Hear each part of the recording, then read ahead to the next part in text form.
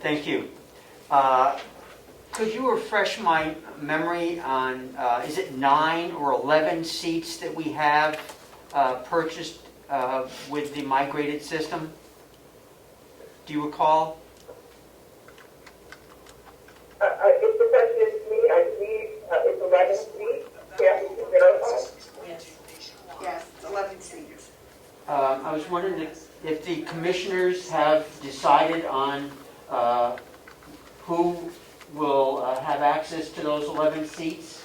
I think that the representative's question goes to an issue that Representative Comeau has been raising for quite a while in terms of having a public seat that representatives and others can utilize to look up data. So I'm just wondering if A read-only site. Right, have the Right. commissioners decided on who those 11 seats will go to, and have they discussed the security privileges and access to be provided? Yes, and that's part of the training sessions that Kathy's setting up.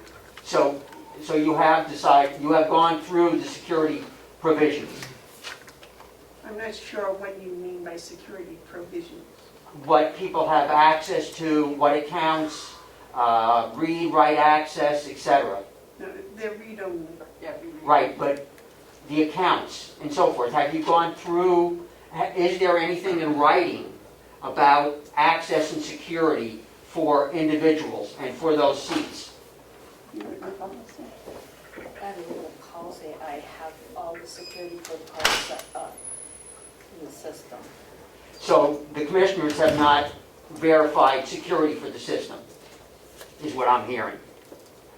That's not our expertise, that's Kathy and John's expertise. And if they have their protocols that come from Avenue, along with the fact that they're read-only, remember we went around and around about whether people could actually go on and change numbers. And we decided that that was not acceptable. Except for Polly.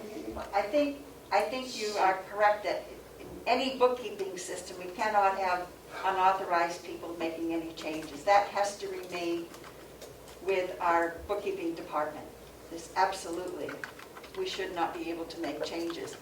I can see that if we could download in the format in Excel on our own worksheet, if we wanted to play with the numbers, we can do that. We should not be able to do that within the system ever at any point. I don't think that would be totally irresponsible. So I think that that's something that we need to talk about and learn more about, and perhaps Catherine can answer some of those questions about how this is happening locally. And that's a discussion we can have. Representative Ticehurst, did I see your hand again? Yes, please, Madam Chair. Two things. One is, may I request that in the future we do receive the budget information and updates in Excel format, please? And then the second is just kind of a housekeeping thing. I'm still having trouble hearing a lot of the conversation, and others are as well. And also, right up until a minute ago, I was hearing not quite a bit, but another background noise. So it was distracting. If I could just request that people mute themselves until they wish to speak, I think that might help. Thank you, Madam Chair. That is a good suggestion. Thank you. Do we have any other questions from Avenue directly, or we can talk with Catherine? We can continue the conversation with Catherine. Was there a further question? Okay, Anita. Representative Burrows.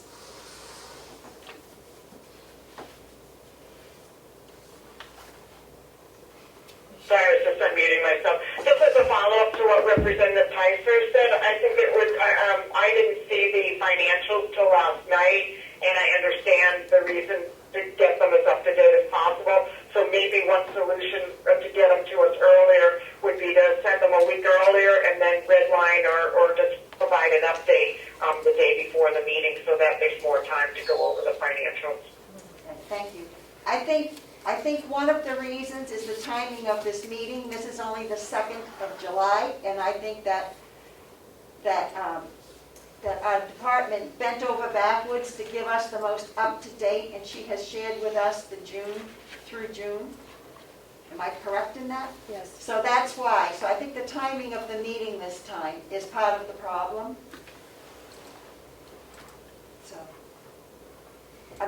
yes, Representative Cordelli. Thank you. I believe it was back in May when we last had a discussion with the good people from Avenue, and I think that they were going to send us a project plan or project plans. I'm confused about if there's one or two or what the story is, but we have not received that yet. And I was just wondering if we could receive that as soon as possible.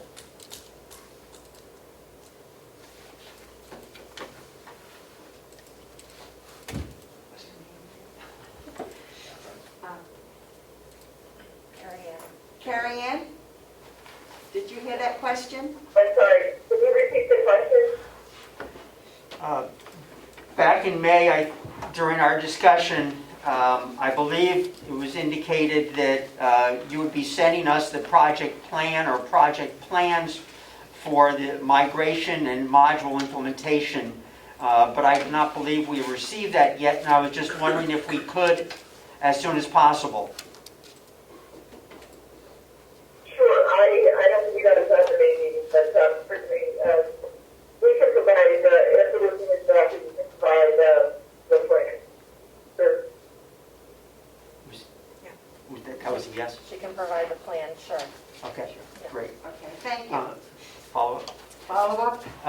With that, I think I heard you say that the AP module was going to be implemented next, and then the purchasing module following that. Is that correct? Yes, that's correct. And do you know what the time frame for that is?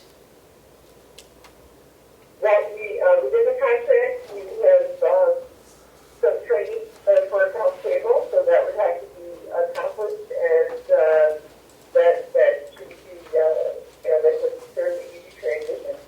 And then once you're comfortable with that, then we can incorporate it into purchasing. And that included in that would be who are going to be included in entering in purchase orders and that kind of thing. So there's a little bit further discussion to map out exactly the schedule on that one. Okay, follow-up? Since we're on the subject of training, you are not going to be doing the training of staff here in terms of the existing general ledger modules and management capabilities. Is that my understanding? Let me make sure I got the question right. The general ledger inquiry management reporting training was not in the contract. Certainly we're always available to help support Kathy's efforts and so forth. But none of the training was scheduled to come on site. We could certainly do that. We all know we have certain restrictions right now with everything that's going on in the world, but that the accounts payable and purchase order training was included in the contract. And I'm not looking at it right now, but I believe it was 2 hours. And that was going to be provided with Avenue, and that was going to be provided via web training. You could, however, do training of department heads and other staff for those 11 seats to provide them the inquiry and management functionality. You could do that. If it's not in the contract, you could provide a quote for doing that training. Is that correct? We could, yes. If it means that you want additional training, that we certainly could do that as well. We could provide that via web. If we needed to come on site again, obviously,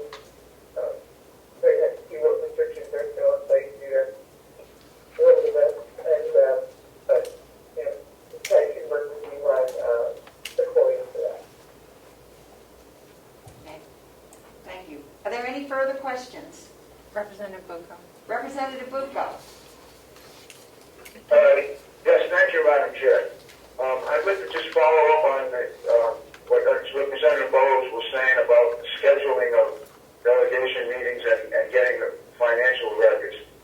This has come up before many times, actually, and other counties, specifically Coas County that we spoke to, the financials are due on specific dates, and so then the delegation would schedule their meetings to coordinate with those specific dates. So everybody's on a known schedule, and it's not guesswork about when we're going to meet, when the financials are going to be ready. Financials are prepared at a specific date, and then the delegation sets their meetings by that date. Just a suggestion. It's a very good one, thank you. Are there any further comments? No further questions, and thank you very much. We appreciate your being with us today. And Thank you. Thank you very much. okay, thank Everyone you. enjoy the holidays, please. Yes, Thank you. yeah, stay well. You too. Bye-bye. Okay, thank you. Okay. Representative Cordelli. Thank you. Could we ask some follow-up questions of the commissioners about the project? I think so, and I think Catherine probably could just give us an overview, and it might really save us a lot of questions. Would you like to give us an update of where you see things finishing and where we are? What you might want to do is sit down nearby. Yeah, come up here so that Microphone, you're closer to the microphone. Thank you.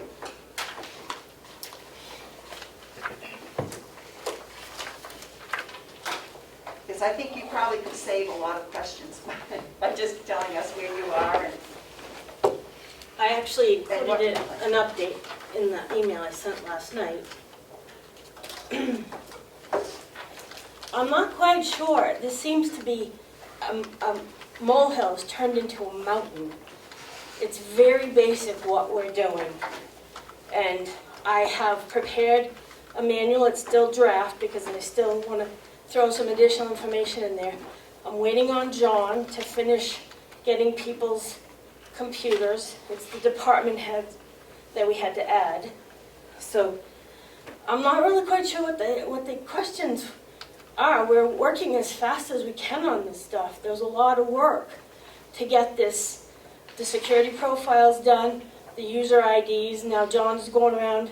He has to do things to these individual computers. Once he's done, I will do a beta testing with, Paula has absolutely no problem. She's already off and running because she's been using the system for several years now. So I don't really think there's going to be a big deal for people to learn. They're just looking up their budget information. So I'm not really sure. Did they have- I would wait until people if they have questions, if they don't feel they had adequate instruction, then take a look at it. If you think I need to have Avenue come in and do some training for these people, I honestly don't believe that's necessary. So the people are, so you've already started showing them how to use it. Will they have, the people, department heads, will they have the capability of downloading their budgets and then manipulating them? Because they can't feed back in, but so that they can look at it, and then they should go to you if they need adjustments and that type of thing. Correct, yes. Paula has been doing that for, like I said, a few years now. And she does exactly that. She looks it over, she looks at the details. If she sees something that may have gotten inappropriately placed into the wrong budget line, she sends it to me, she signs off on it, asks me to move it back to where it should have gone in the first place because mistakes do happen. So and she's very comfortable with that, and she's been doing it for a long time. And I don't really anticipate any problems. So And if that is there are- also capable of doing for the sheriff's department, the county attorney. the Correct, others. they are all, that's what we're waiting for John. He has to go to those departments and set the computers because they have to be able to get through the firewall, so to speak, at where the data is stored. So there's IT stuff that he has to do. Once they can access that website, then I will teach them how to sign on and look up their information. Thank you. Representative Cordelli. Thank you. A number of questions. I'll go back to who is going to be trained? Who are filling those 11 seats? That's one question. Number two is, we have heard how busy staff is down in the business office. So I find it odd that they are working on a manual for this and that they have to do training of the 11 people, whoever they might be, when we have $10,000 in training in the IT budget. Why not save our staff, busy staff time, and have Avenue provide that training, which I am sure could be very thorough, and perhaps some people, even like the treasurer, could get an indication of the functionality of the system, because I don't think that you really have that understanding of the functionality system because you do not have access. Would that be a correct statement? Okay. Yes. Yes. Thank you. Next, I am amazed that we're, again, waiting on computer access for these 11 people. We heard that the workstations had to be upgraded to Windows 10, which I thought by listening to the commissioner meetings that had been done. So the whole schedule for this project is way off. Why now, when the migration has been done? It's been going on for 6 months.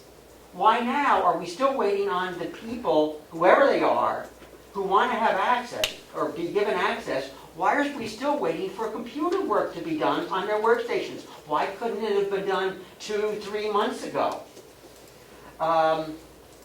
Security profiles. I would certainly suggest that the commissioners look at this information. You are responsible. You are responsible.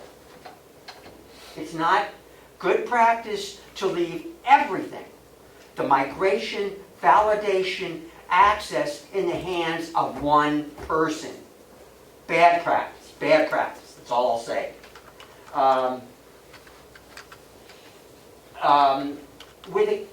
Moving on to the other modules. What is your plan? Who is going to be doing accounts payable? What is the plan for that? Who is going to be involved in the training for accounts payable? And this is certainly not a molehill. This is a mountain when you're moving to accounts payable and purchasing. It was a month or two ago that the commissioners, I think, came up with a new policy for credit card use. But now you're moving to a purchasing system. There has to be involvement other than 1 or 2 people in migration to a purchasing system when you're going to be changing workflows for the entire county.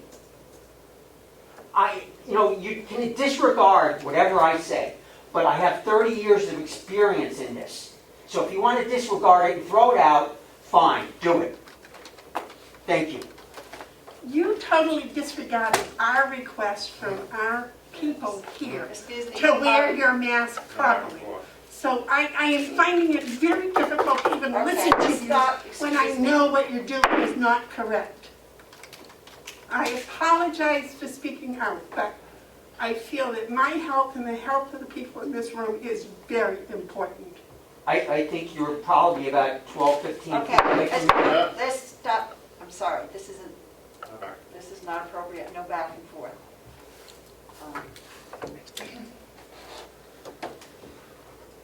So I think that there are some issues that we do need to look at.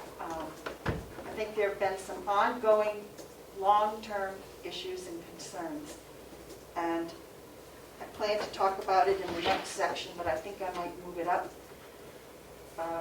to this one. I was going to talk about it because I know that the audit is running behind, and I know that is something that we are going to be dealing with on the next order of business. And we have information from the auditor that they've been unable to stop because they're just starting to get things. But I think the issue is, and this has absolutely nothing to do with Catherine as far as her work, her dedication, and what she is trying to do with and for us. But I'm really getting tired of going to bed at night and praying that Catherine survives, because she is the only person we have who really knows what's going on, and that I don't think is appropriate in the size of our organization. And we need, the reason a lot of these things are dragging and it's taking time and we're not completely happy or comfortable is because we have one person in that office who understands. This has been an issue. 3 years ago it was an issue, and it's still an issue today. And all the different things we've tried, and updating Avenue, everything is taking longer because we're depending on one person. We have a person we've hired to be our, to look at the situation in the office, and that I thought was going to be 2 or 3 months, that has dragged on. And we still don't really have a final report from that issue. And I think what I would like to do is to have the executive committee take a look at overall office, how it is working, how everything is, all of these issues are coming in and causing greater and greater stress, and we're going further and further behind. And take an overall look at these different issues and come back to the delegation and make a recommendation, and to the commissioners to make a recommendation of how we might move forward to deal with these issues. Because I don't want to work this person to death.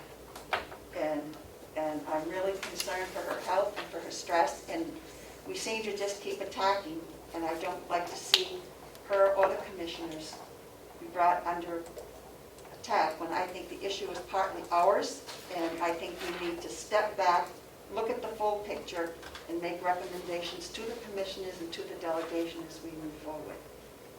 So, because I don't think this is fair to her, I don't think it's fair to the commissioners, I don't think it's fair to us, because we don't seem to be able to get the information that we need in a timely manner to get everything done. So, yes, do I see? No. Representative Nelson, are you waving your hand? Yes, I am. Can you hear me? Yes, I can. All right, I'm just curious, in the 8 years that I've been on the delegation, we seem to have the same problem. It's just crazy, and I just can't believe we haven't had all this stuff behind us. And I'm wondering, do other counties have these problems? Not that I'm aware of, but there may be some. I don't know. Would it take for someone to find out if they do, what's the secret that they have that we've been having years trying to get to an answer? I think, personally, I think it is that we don't have sufficient help of a professional level in our office, in our financial office. But I don't really have that answer, but hopefully we will try to get it. So that's what I'd like to do, is the executive committee will begin to really look at this, look at all the aspects of it, and come back to the delegation with a recommendation, and we can talk to other counties to see how they deal with it, to see what staffing they have and how they make it work. We can talk to the auditors, we can talk to we've had the professional services audits, we've had all kinds, and they come back with recommendations, but we don't still seem to get beyond it, because I don't think we are following through with making sure they take place. Thank you. So, thank you. Representative Burrows? Yes, thank you, Madam Chair. I was just going to make a suggestion when the executive committee meets, and perhaps it would be more efficient to have a subcommittee deal with some of the questions raised about the software migration, et cetera, because we've taken almost an hour, and I'm not sure that the entire delegation is the proper avenue for all the minutia, and, that's important, but I'm not sure it's a question for the entire delegation, so that's just a thought for the executive committee. Well, that's why I'm calling the executive committee to look at it. And we can meet, talk to people, and try to sort through it. So thank you. Representative Ticehurst. Thank you, Madam Chair. As a member of the executive committee, I'm perfectly happy to work on this. I would just say, however, that I think that it may be overreaching the duties and responsibilities of the delegation to make recommendations on what should be done in the administrative area. That I believe is more under the purview of the commissioners. However, I think it would be a wonderful idea to sit down and have a conversation and try to understand from different people's perspectives just what the situation is and what solutions there might be. So the role, I think, a more appropriate role for the delegation is that of the budget. And while I'm perfectly happy to have the executive committee work on this, given what I just said, we do have a budget committee that goes over the finance department, and it might be that that's the appropriate body to look into this more deeply to see if there are any recommendations that should be made for the next budget. Thank you. Thank you. Yes, Representative Comeau. Thank you, Madam Chair. Am I mistaken, or did the delegation not put in the budget for a CFO? Am I mistaken? I think we did. We did. And if we have, can I ask the commissioners what is going on with that idea? Have they went out for anybody to be a CFO to help the finance director? Now that Madam we have Chair, a we can't new, hear Representative Cordelli. It was, We can't hear Representative Cordelli. it was Representative Comeau speaking, and I was asking about the CFO position that we voted on. Thank you. go ahead. Thank you. Yes. Commissioner. If I may, I have asked, as late as yesterday, to please put out an ad for a CFO. But we are a board, and I can't do it on my own. I have to have the other two commissioners go along, and I have been asking for that. So it's not that we haven't been trying. So hopefully now, with this coming out, we can go forward with that. Treasurer Costello. Thank you, Madam Chair. I have to pull the mask down so I can speak. I wanted to go back to the statement about talking with other counties and how they handle policies and procedures, or how they I handle will their join later financials. on Zoom. I will not be contaminated. Very good. In any event, I have talked with other counties. I have talked with the auditors. It's very clear, and has been for quite some time, that the fiscal department needs some additional professional help, rather than one individual trying to take on all the duties. That has been the problem from the get-go. And it's been a process that has been ongoing, I believe, for a number of years now. So you can certainly have the committee meetings and do what you want to do or need to do, but the bottom line is we need the professional help in the financial office to get these things done in a timely fashion. That's all I'll say. And I'll put my mask back. Thank you. Representative Clark? Representative Knurk. Yes, I would ask again that people would please speak up. But we could not hear Representative Comeau earlier. When he then spoke up the second time, we could hear him just fine. Use what we might consider our parent voice. The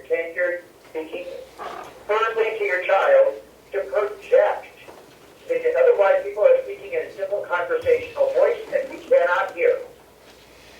Perhaps they could stand or come to the center when they're speaking. I think the issue is because it's the other end of the table and it's a long way down No, there. it is not, because when people speak up, we can hear. When they don't, we can't. So project, basically shout.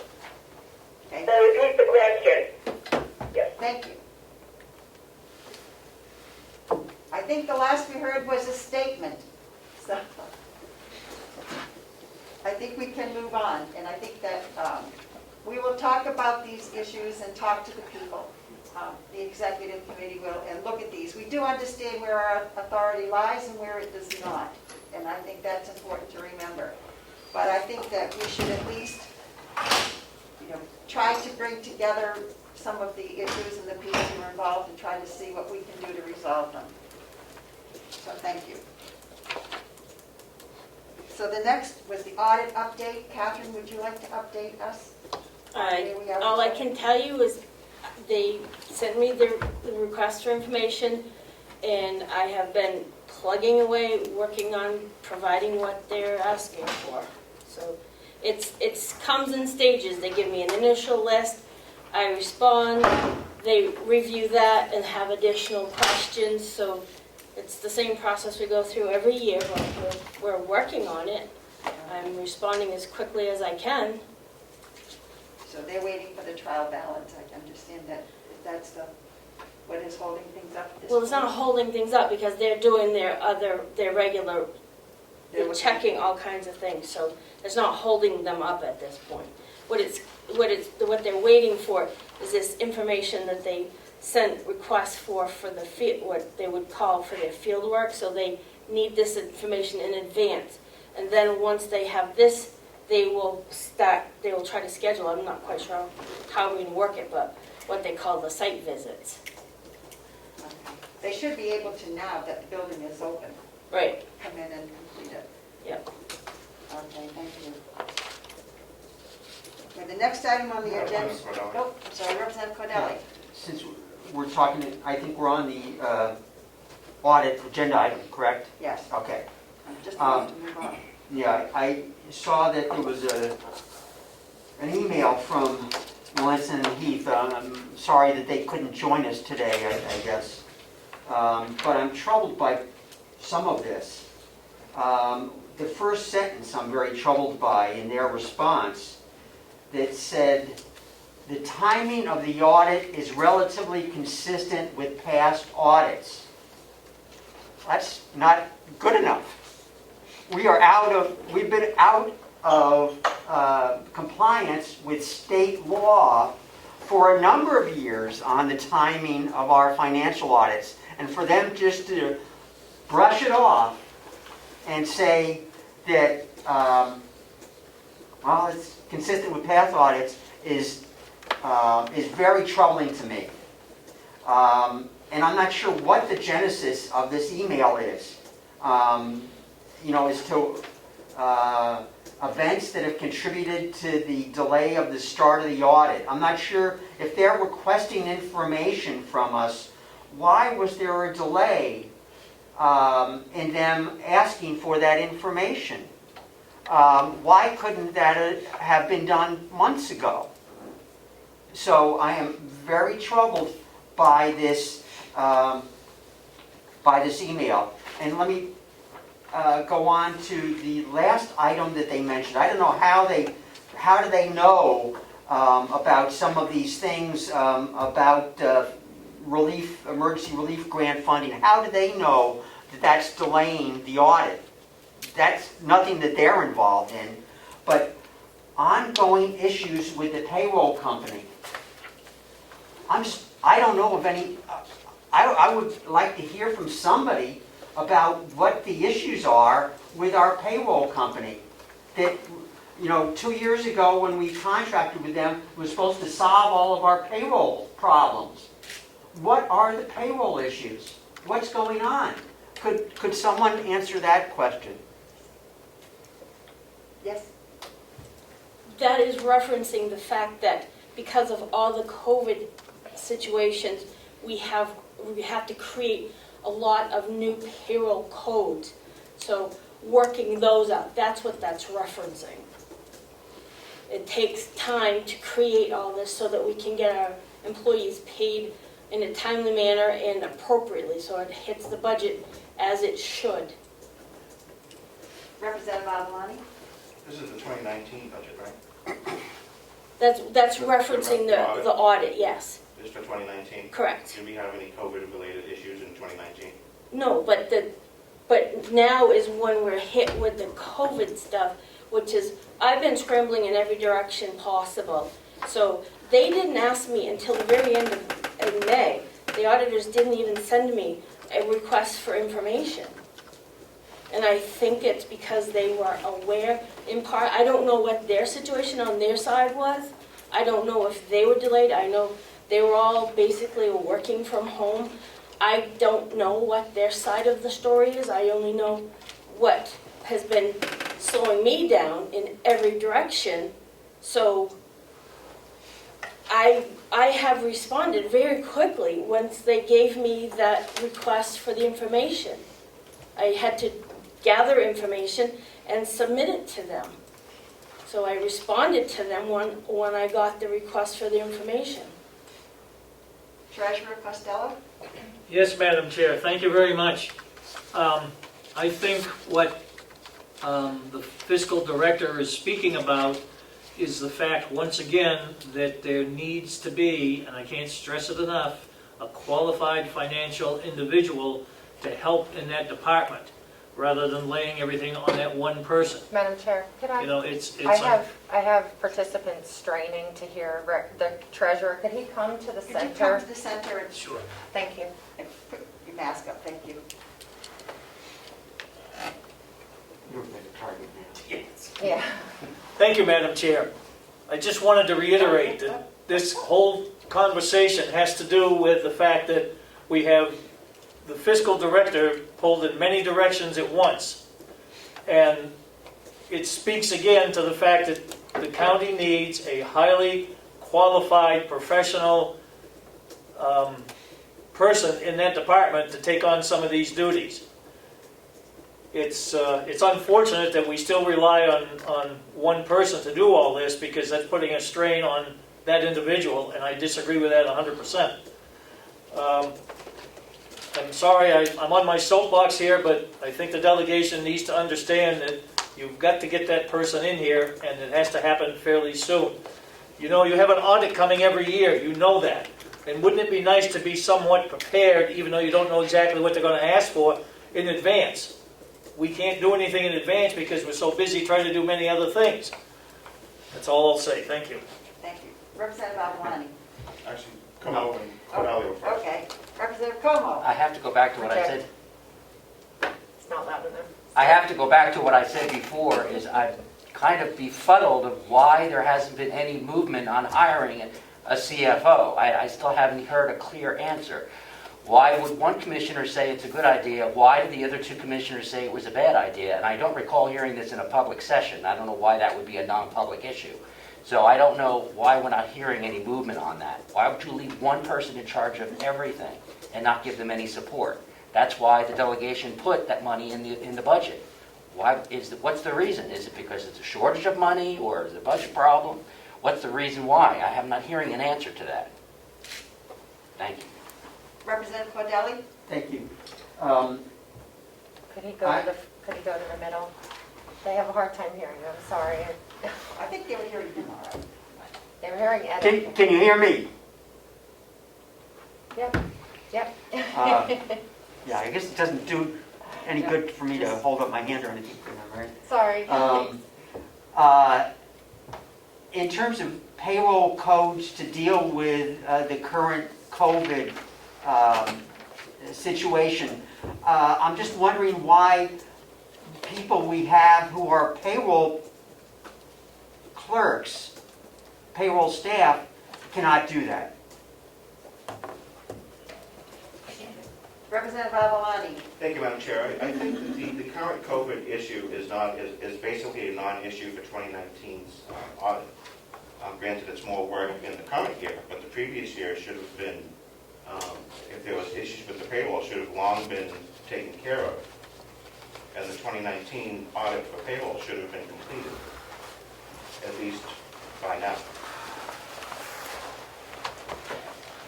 We will be moving on to the Could I, 20 just one more? budget. One more, Could- okay. yeah. Is it related to 2019? Yes, Okay. well, yeah, to the 2019 audit, yes. We, I 'Cause believe we I, can we take just up, heard. we can take up the COVID things, we talk about the Right, yes, quarterly right. financial review, because Right. I do have some things under that Okay. to discuss. We just heard that the first request for information from Melanson and Heath came at the end of May, which I think is startling, and that by state statute, that should have been done way earlier. I would like to suggest that the delegation chairman write to Melanson and Heath and ask for an explanation as to why the delay in getting started with the audit.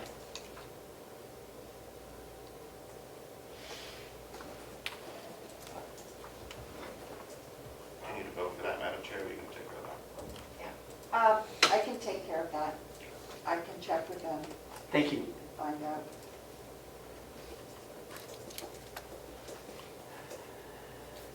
Okay, thank you. Is there anything else on the audit? All right, can we move on to the quarterly financial review? And I think we have those papers in front of us.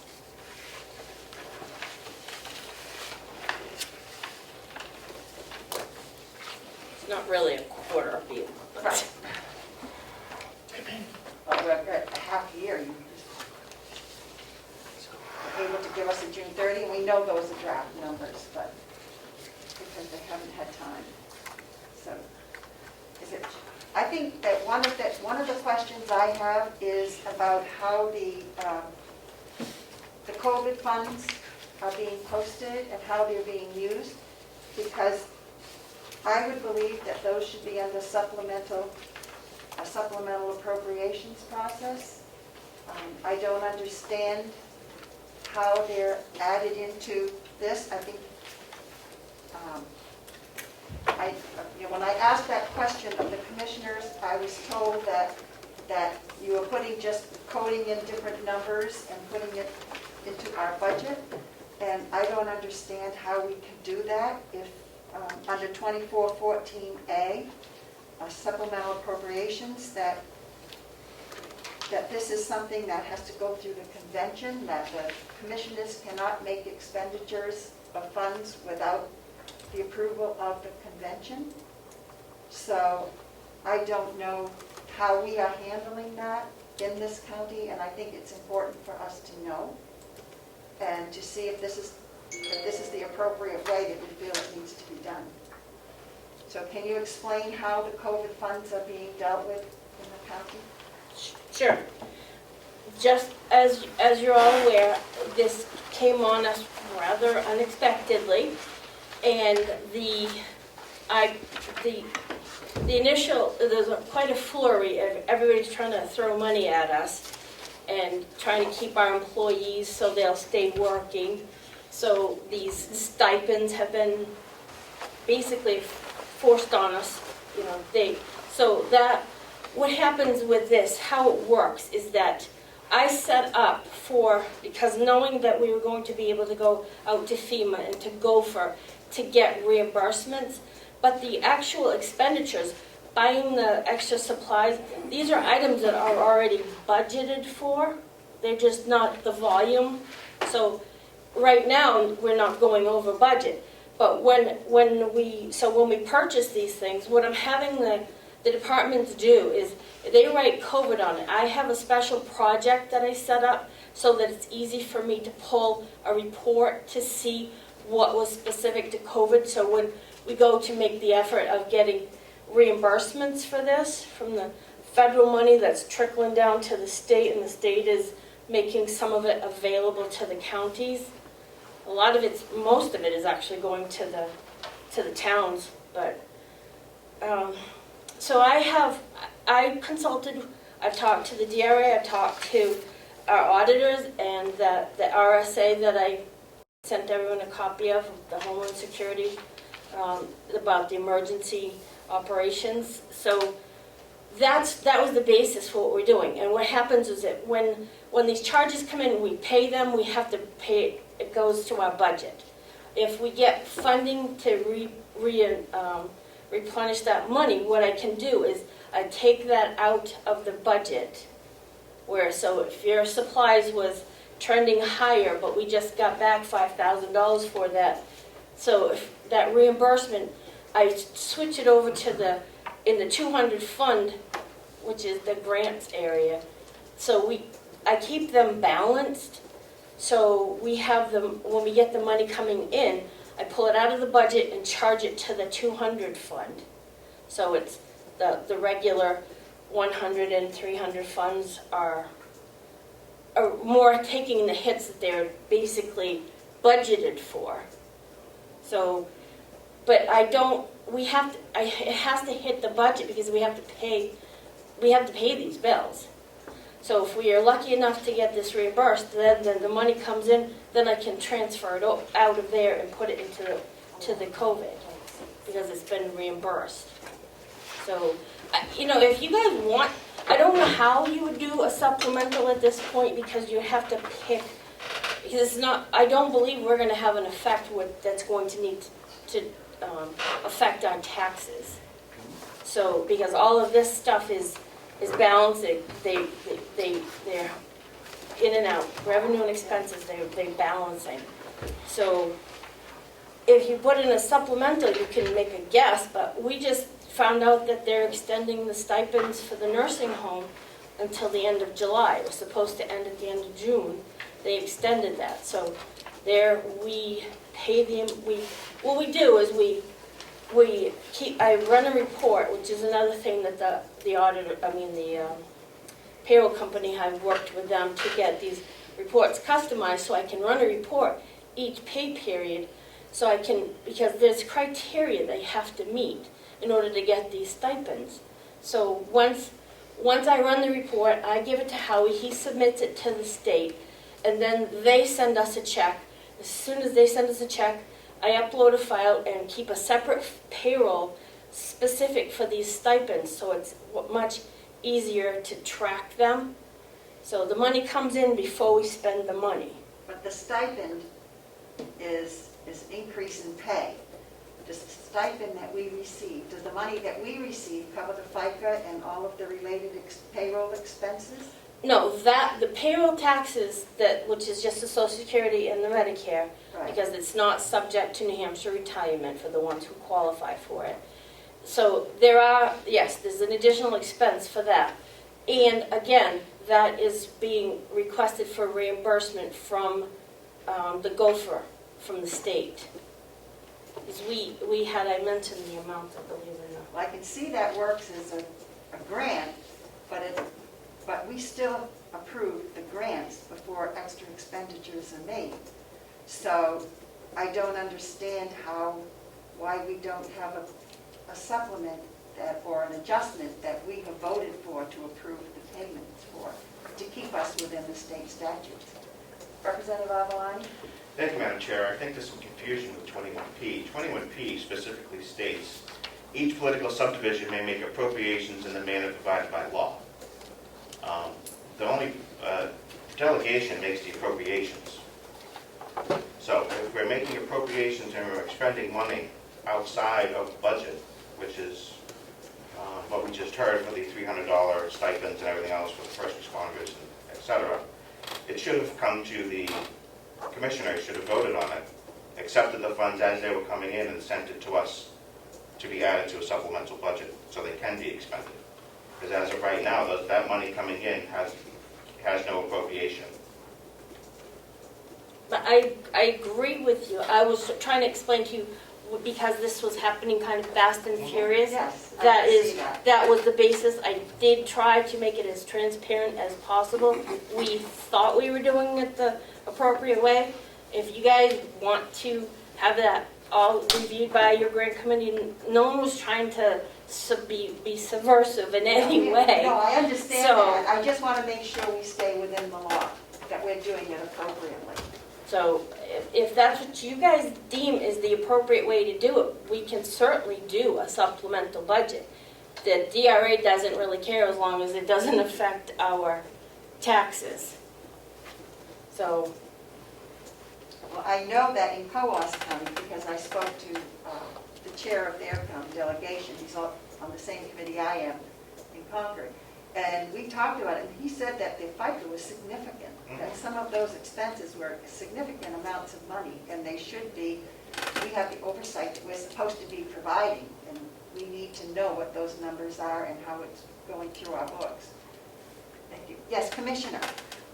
Yes, this has nothing to do with what we're talking about, but I thought you would all like to know. I just got a, They're not going to be able to hear you unless you, I just start feeling. Sorry.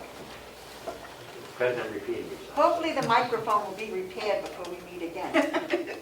I just wanted to let you all know, I just got an email from Howie, and we are COVID-free in the nursing home. Again. Did you get it too also? No, I haven't got the I thought emails you over did. that. So, great. Thank you. Thank you.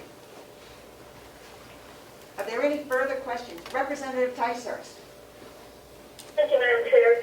So I guess it might be a question, might be a statement, but I believe that some of our expenses are going to be higher than anticipated because we weren't expecting that we were going to pay this extra amount to some of our employees, and therefore some of our expense lines will be higher than expected. And because of the law that's peculiar to Carroll County, that will require some transfers between lines. And as long as we just get the requests for the transfers and approve them, I don't think we'll have any trouble, but we do need to make sure that we follow that process. Thank you. Thank you. Are there any other questions? Okay. Oh, lots. Yes. Oh, we have lots. Yes. Maybe- Representative Avalon. So I just want to know what the total is, because I see a lot of numbers here. First responder, LTC, COVID reimbursement funds for $489,000. Is that what we've taken in so far? yes, I believe on the, are you talking on the revenue sheet? I put that on Yes. the bottom. Just Yeah. on back to the page, please. And then there's also a miscellaneous MVC number. Correct. That is, Relative to the chair. they got three, Thank you. sorry. Yes, yes. Sorry, I was trying to see through my glasses. So I'm just worried about what those numbers are. I'm not worried about the pro-share. I know what the pro-share is all about. The miscellaneous is $483,000 on top of the $489,000.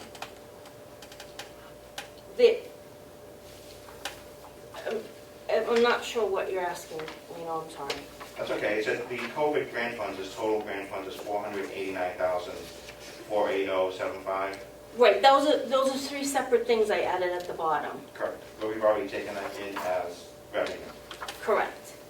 And the miscellaneous is, I thought I had an explanation on there. They have provided relief funds from the United States Health and Human Services that they researched there, because the nursing home didn't apply for this, it was just deposited. And because the U.S. Health and Human Services researched, it was based on the Medicaid and Medicare reporting for prior years, so they came up with these calculations, and that the effort for that is to try to help because they understand there will be a reduction in revenues. Thank you. So this is grant, basically this is grant money, because this is not going to be repaid. Well, honestly, I don't know. I was actually on the phone with Paula again today, trying to find out if what the criteria is. It says it's to help with additional expenses, but I don't know what they're reporting, how we accepted it, but I've never seen any documentation on what, if any, if we have to give them any documentation to back that up. So I don't really know the complete answer to that at this moment in time. Follow-up? So that's almost $1 million that we've received in additional revenue between grants and relief funds. Yep. Put it that way. Yep. And I myself think that this is required, a basic requirement of the delegations to accept these funds before they're expended. We do that with every other grant that we accept, and we do that with everything else, so I can't see why the commissioners haven't put forward a supplemental budget, at least up until this point, to accept this revenue. We can always accept the revenue later on, and hold it till next year if we need to add it to the next year's budget to offset some of these costs. But given that we're on a short timeline, make sure that we're done by September 1st for the supplemental budgets, we should definitely accept $1 million of new revenue that has been sent into the county to offset the costs that we're having for COVID.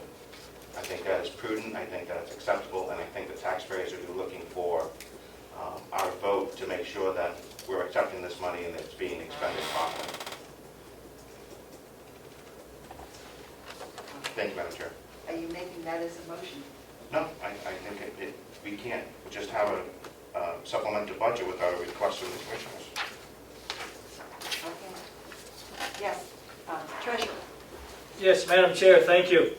I think it's also important to note, in addition to those unanticipated revenues, that the registry of deeds speak to what's going on there at this point, so everybody understands.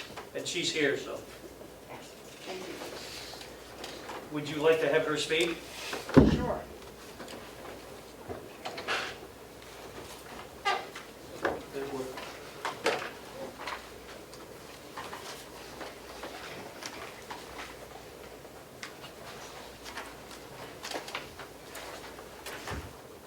I don't have an extra $1 million worth of funds, You don't? Oh, my goodness. but the county is doing as well as can be expected. We are over budget from last year by approximately 4% in revenue at the county level, not at the state level. We have been reporting volume is much higher than last year, lots of reportings. I can't hear you, Lisa, I'm sorry. Volume is much higher than last year. We have lots of recordings. So I'm hoping that this will continue on and we will meet our budget numbers. Right now, we're 4% over, and it's been the first 6 months, which are the slowest.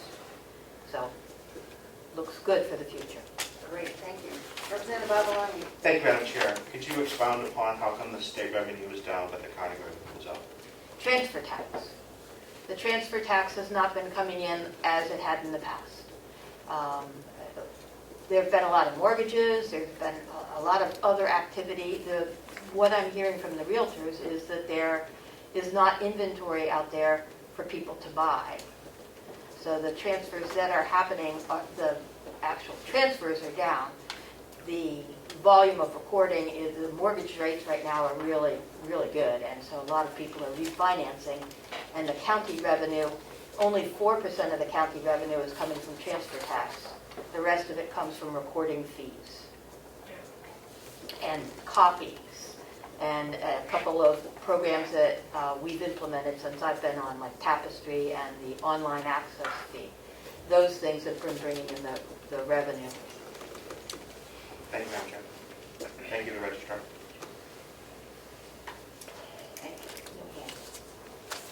No questions? Okay, thank you very much. Representative Cordelli?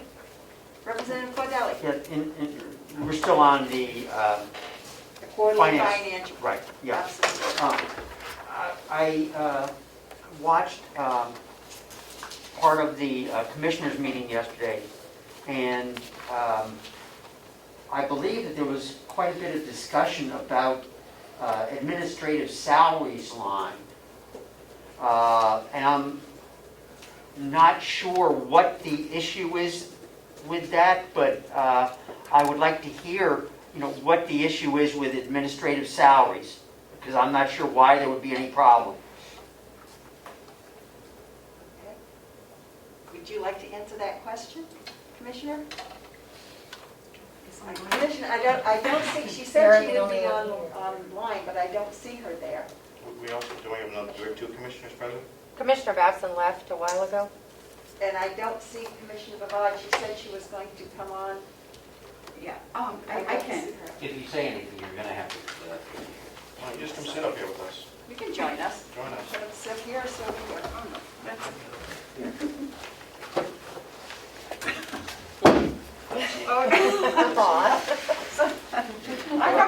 like something to drink? A martini. Yes. Yeah. I can't even drink my coffee.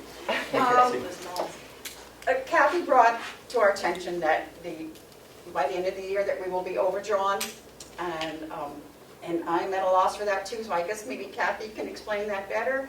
I thought we had plenty of money in the salary line, and I was confused, and I had asked for a detailed report, and I haven't really had a chance to go over that yet, because I just got it this morning.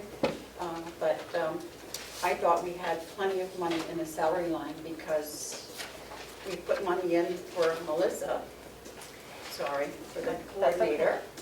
So that was covered, and I thought we left the former administrator's salary in there. But now I'm confused as to what actually happened, because I know that the delegation had set up a settlement line for any further settlements.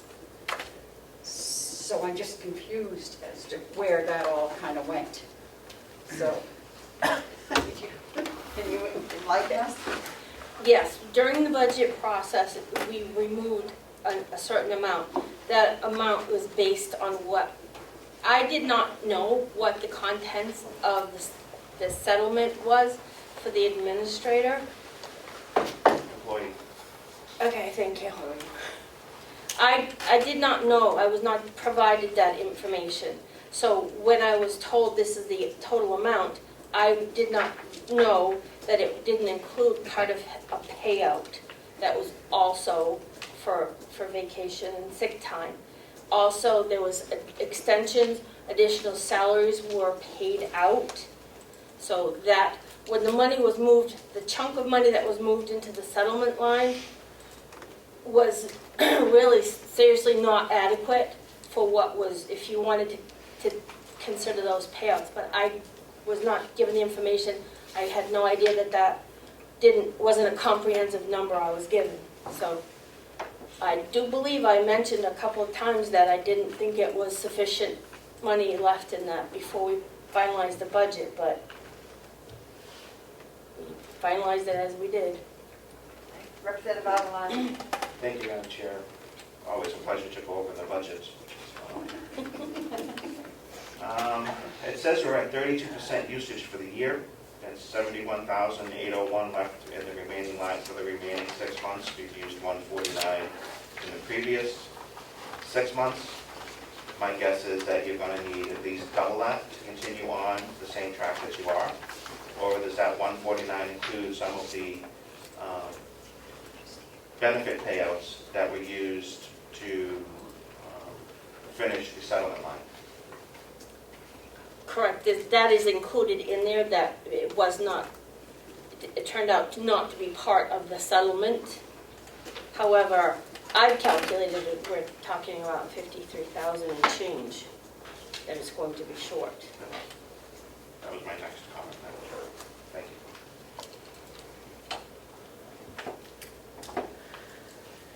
Representative Cordelli. Thank you. We have over $140,000 in the settlement line. That was adopted. There is, on this sheet, there is a revised number of over $309,000. I would like an explanation as to that. That was a budget adjustment. It was approved by the commissioners and the delegation, the executive committee. It was for an additional settlement that happened. Okay. Paula? The settlement that we were talking about when we did the budget, I'm not sure why the administrative salaries line is being hit for anything related to that settlement.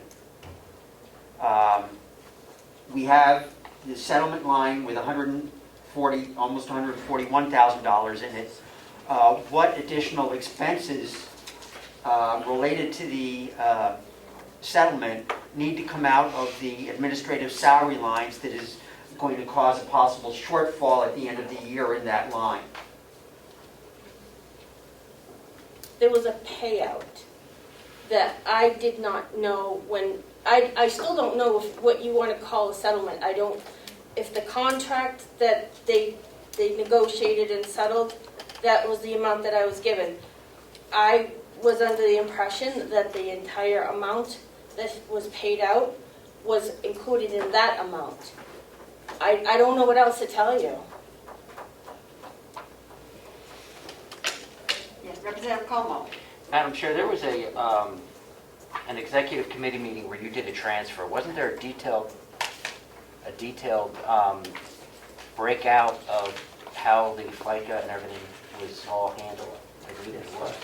And do we have a copy of that transfer request? I don't have it with me. I believe that was, you're talking about the first settlement we're talking about, right? I believe so. So it was on spreadsheets, but that was, I was given an amount and then I calculated the related cost based on that dollar amount. So you're saying that wasn't enough? No, Meaning that wasn't accurate? It wasn't because of the fact that there were payouts prior to that I did not know, I didn't have a clue what that settlement dollar amount I was given. I was not given the information as to what that consisted of. I just was given a dollar amount. I calculated the payroll taxes based on that amount. But there were a couple of additional payouts due to delays, continuation of salary. So I'm just a person who processes this. I wasn't part of any of those decisions. Yes, Treasurer. Costello. If I may, Madam Chair, hopefully everybody can hear me. I believe it. No, they can't. Sit in the chair. Oh, no. Oh, the hot seat. I got the button right here. Yeah, good. Zach. If I may, I believe there is some transfers had something to do with a nursing home, and Commissioner McCarthy is on her way to get copies of that, and that may help explain this situation in a little more detail. So just bear with us just a couple of moments, please. That was the budget adjustment that was made. We're talking about two different things. Well, I was just giving that message, so. Representative Avalon. Thank you, Madam Chair. The second one, I think, was just the second settlement did not have any benefits or charges along with that. It was just a payout that was negotiated through the process that the commissioners go through. The first one, there seems to be a lot of questions about, and I would think that we would have looked at that a little deeper if we needed to, but I'm pretty sure that the transfer process handled most of that with the requisite settlements for that employee. And if we need to make an adjustment for the administrative salaries, I would think that a transfer from the commissioners would be forthcoming, seeing as we're quite under budget for the year so far, and especially when we're getting a lot of this money that has been used, and we have an extra $1 million in revenue. I would think that there would be a few $1,000s in the budget that we could transfer into this line without having to have a supplemental budget or any big discussion on why or when or where this is happening. For this one, yes.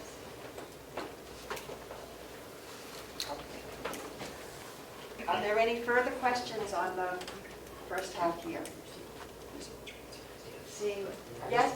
I just wanted to point out an issue in the nursing home budget.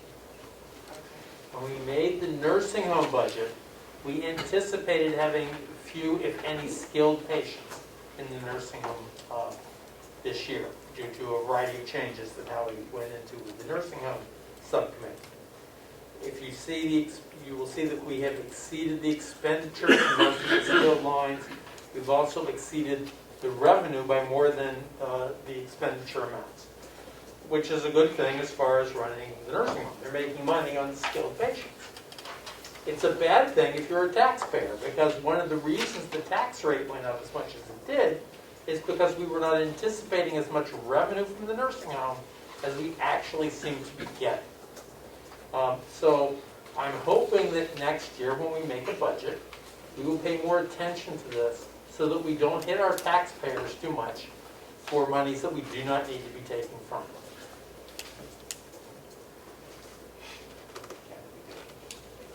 Sometimes we don't have a crystal ball when we're doing the budget. We have to follow those who advise us. Are there any further questions on the first half year? Seeing none, I think our guests are here. I think they just stepped outside for a moment. Do you want me to have them come up to the front? Yes, So we can- yes. Rick Highland and Matthew Flash are here to talk to us about the broadband committee and what they're doing. Carroll?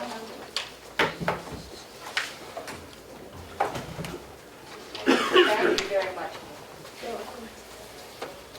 Do you have that MS-42? I do. The problem I have with it is if we're going to incorporate all that revenue and those expenses, that's going to change. Well, yeah, but that would come under supplemental. They have a MS-42R, so that's the one that's appropriate now. This one signed? Yes, because it would be a separate. We're going to have another one after this? Yep, if we do that, that's what's going to happen. I would hope you will. So There you go. that's what make the DRA happy. Welcome, yes, either come up here or sit, you can sit there too. Well, he's got the phone set up. He's got the phone set up. Sorry about that. I'm right around.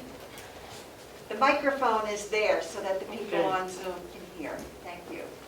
We'd like to welcome you today. This is Matthew Flash and Rick Highland, who are going to talk with us about the broadband in Carroll County issues. Thank you. The only question I have is, where do you want us to start? I know Representative Knerk is a representative from the delegation on the committee. Should I start from the beginning, or? Probably. Representative Knerk is here. Would you like to speak? You know, how much has he informed everybody on Exactly. the organization? Yeah, thanks, Rick. May I speak? Yes. Thank you, Rick, for being here. I have kept the delegation up to date on occasion. I think the last update I did there was several months ago, but, you know, I caught some up as to what we were working on in terms of trying to, getting all the money together, and then we are working on trying to gather the data and look at the options of who to work with and funding and so on and so forth. So I don't think you need to start at the beginning, because they are aware of that. Or let's go over the issue of where we are now, the issue of the survey, which is so important for us to get out to people, and just what the current status is. Okay, fair enough. To bring you up to date here, we are a committee of 19 towns in the Carroll County at the select board level, representatives. Last year... Big boy voice. Pardon? Big boy voice, I can't hear you. Louder, oh, it's right here. that- They should hear. Can I put this down a little bit, or? Well, if you talk I like you're talking to us at this far end. All right, I will. I'll yell. Speak up. Yes, thank you. Last June, we were included in a grant that a consortium of 3 organizations got from the USDA to do feasibility studies in 6 areas in 3 different states. New Hampshire being one of them. Carroll County Broadband Committee was invited to participate in this feasibility study for our county. In August, September, October, we had all our representatives gathering information for the feasibility studies from their individual towns and whatnot. And at the end of gathering that information, we started working on a survey. The China virus kind of put a crimp in that to a certain degree from a communication standpoint and the inability to have meetings. But we worked at it. We had several members of the committee step up and really participated in that process. And last Thursday, we conducted a video meeting of the committee and launched that survey to the county. It's now out and about. We've had good response since last Thursday. And that is pretty much the final element of the information that we had to gather to put this feasibility and financial study together for Carroll County. I did include Melissa on the email with regard to the information, so if there's representatives that don't have it, please let me know, and I'll make sure that they get a copy of that communication with the contact information for participating in that survey. I'd just like to remind people in the survey, even though your internet access may be good today, will it be sufficient in 3, 4, 5 years down the road with all the technology advancements that have been coming on so fast? There's a question. Representative Comeau? Yes, thank you. Rick, one thing I've not been able to find in the various, on the survey and other places, what is the deadline for people for completing the survey?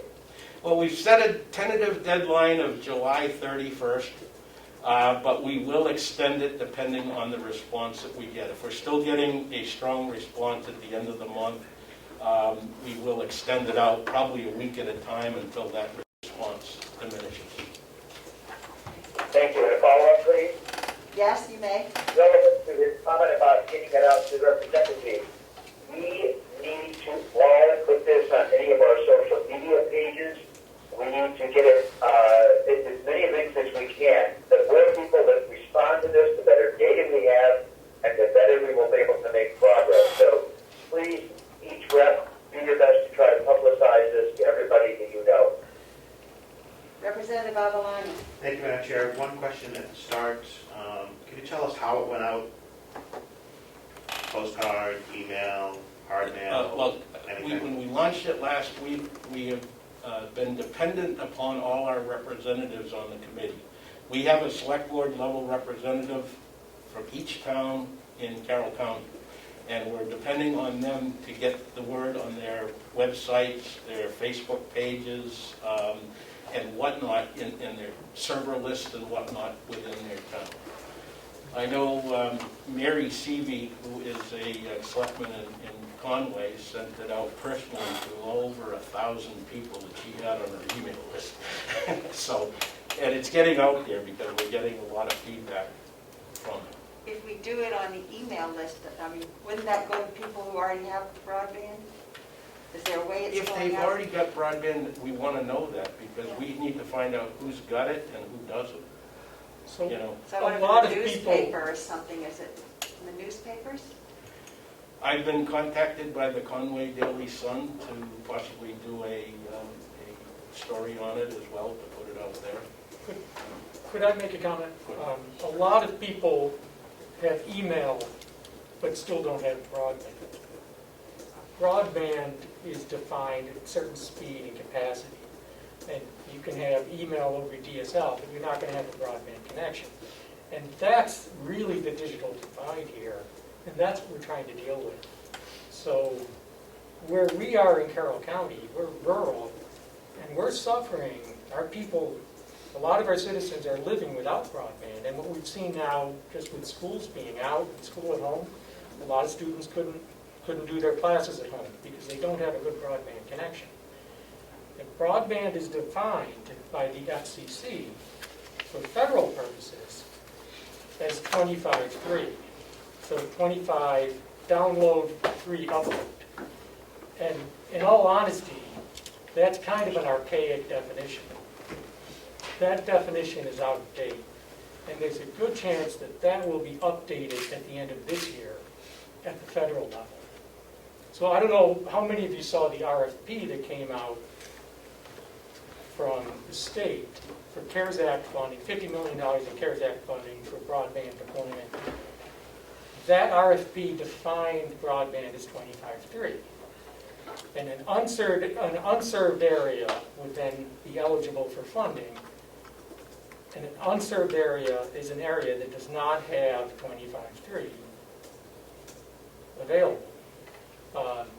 that, there are things that can be done at the state level to increase that speed, to redefine broadband at the state level for state purposes. There are also some things that could be done, and Rick and I have been talking about it, at the state level through legislation to help this whole process. And if you want to get into that, we can talk about it. So, I don't know to what point, Thank you. I'll start with a follow-up here, I'm sorry. That's okay. The scene is, most of Carroll County is very seasonal. Would we be forcing broadband out onto the companies to force them to, go out to a road that only has one house on it, forcing them to go out to a road that has maybe 3 houses on it with, half a mile of line? I mean, are we going to be forcing private companies to fund and to maintain these lines once they're up?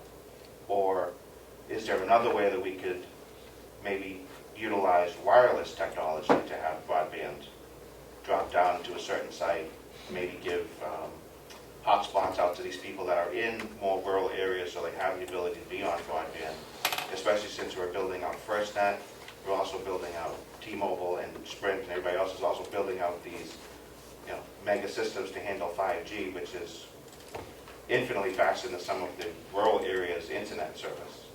And with people transitioning from mobile to mobile devices instead of having being hardwired or tethered to their homes, could that be an option to use some of that money to expand some of that infrastructure? Yes, we're not ruling out wireless. The only thing you got to remember with 5G, 4G, whatever, okay, 5G is only good for 1,000 feet, the frequency that it's on, all right? It has to be connected with fiber optic cable. You'd have to put an antenna or some type of distribution thing on every second or third telephone pole. It is going to be connected with fiber optic cable. If we're running fiber optic cable to the premises, which is our intent, it does not rule out wireless in those areas that you just mentioned.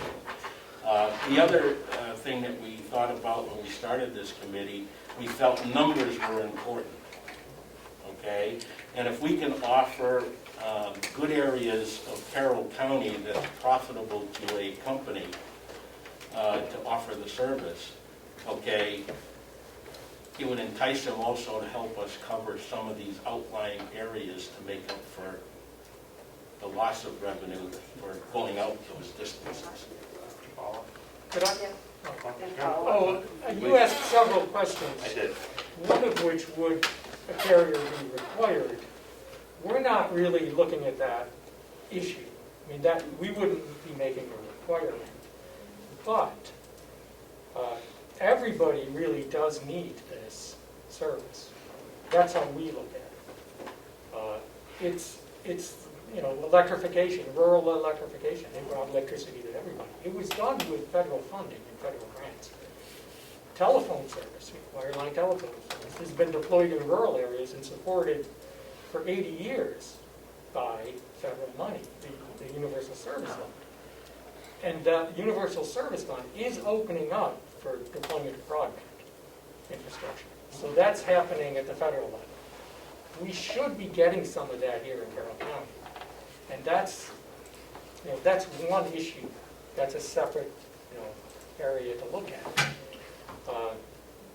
The Communications Act says citizens in rural areas are entitled to have the same services available to citizens in urban areas. That's not happening. It's not happening here in Carroll County. And then there's the issue of the wireless, the 5G. Now, 5G comes in different flavors. I think what T-Mobile is going to deploy will be at 600 megahertz. At 600 megahertz, 5G cannot do as much as it does at millimeter wave. 35 gig or even 2.5 gig. But at the higher frequencies, you need a lot more towers, a lot more infrastructure to make it work. And that's not really going to happen in rural areas. So the 5G we're going to get in Carroll County, it'll be broadband, but it won't be able to do as much as it will in the cities. Right. So it's not really a replacement for fiber to the door. It's not really the same. So it's good. We'd love to have it. Yep. And I think we absolutely need it. But we're kind of looking at, it's not a substitute, it's necessary alongside, that we really need both types of service. Representative Woodcock? Representative Woodcock? You had a question? Thank you, Madam Chair. Just a quick question for Rick. Where is Chatham involved in this entire process? Chatham? Yes, sir. Yes, Bert Wise is the representative from the town of Chatham to our committee, and he's been an active member. Thank you very much. Yes, Representative Cordelli. Thank you. I'd like to go back to the survey. Who is supposed to fill out that survey? This is my first question. Is it a household? Yes. A person? How is that?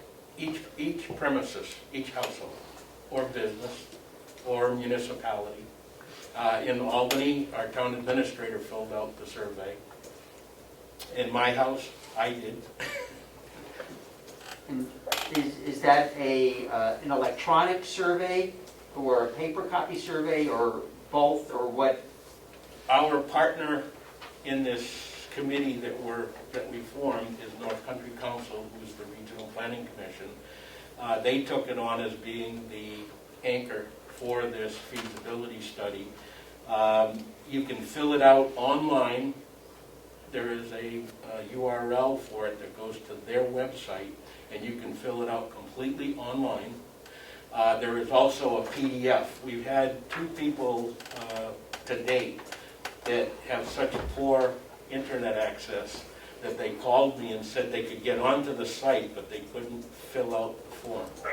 And we have turned around and we've included on the website a PDF form that you can turn around, download, fill out, and if they get it to either a member of the committee or send it to Michelle, who's the executive director of the North Country Council, it will get included in the survey.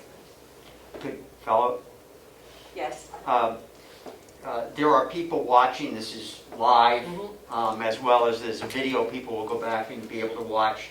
Could you mention the address for the survey and the site that you are referring to?